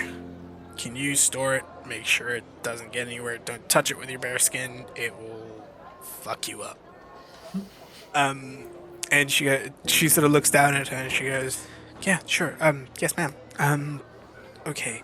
And she walks off to get that sorted. Miriam then walks you back out, same through that sort of blast of air. Put them in my drawer. Put the drawer on my back. Yeah. She leads you back out, and the person's still waiting there. And he looks at you and says, "If I have another poison, would you be able to see what it is and what it's made of?" "Yeah, I could." So you're gonna have to go back through. Alright. I don't have a weapon. Oh. I don't have a syringe that was stabbed into my neck. I don't imagine I have any still on me after I was pressed into his hand. No. So, I might be back. Yeah. If you're coming back, bring it along. We like figuring out what shit is. Yep. Especially if it's shit we haven't seen before. So, well, it'd be good to know what it was. See ya. She sort of turns around and the door closes behind you. You're escorted back out to the front gate. You could probably catch up to us, to be honest. I'm not going to go sprint through. I know, but funny. I'll just Take wander, big steps. just wander back home. Yeah.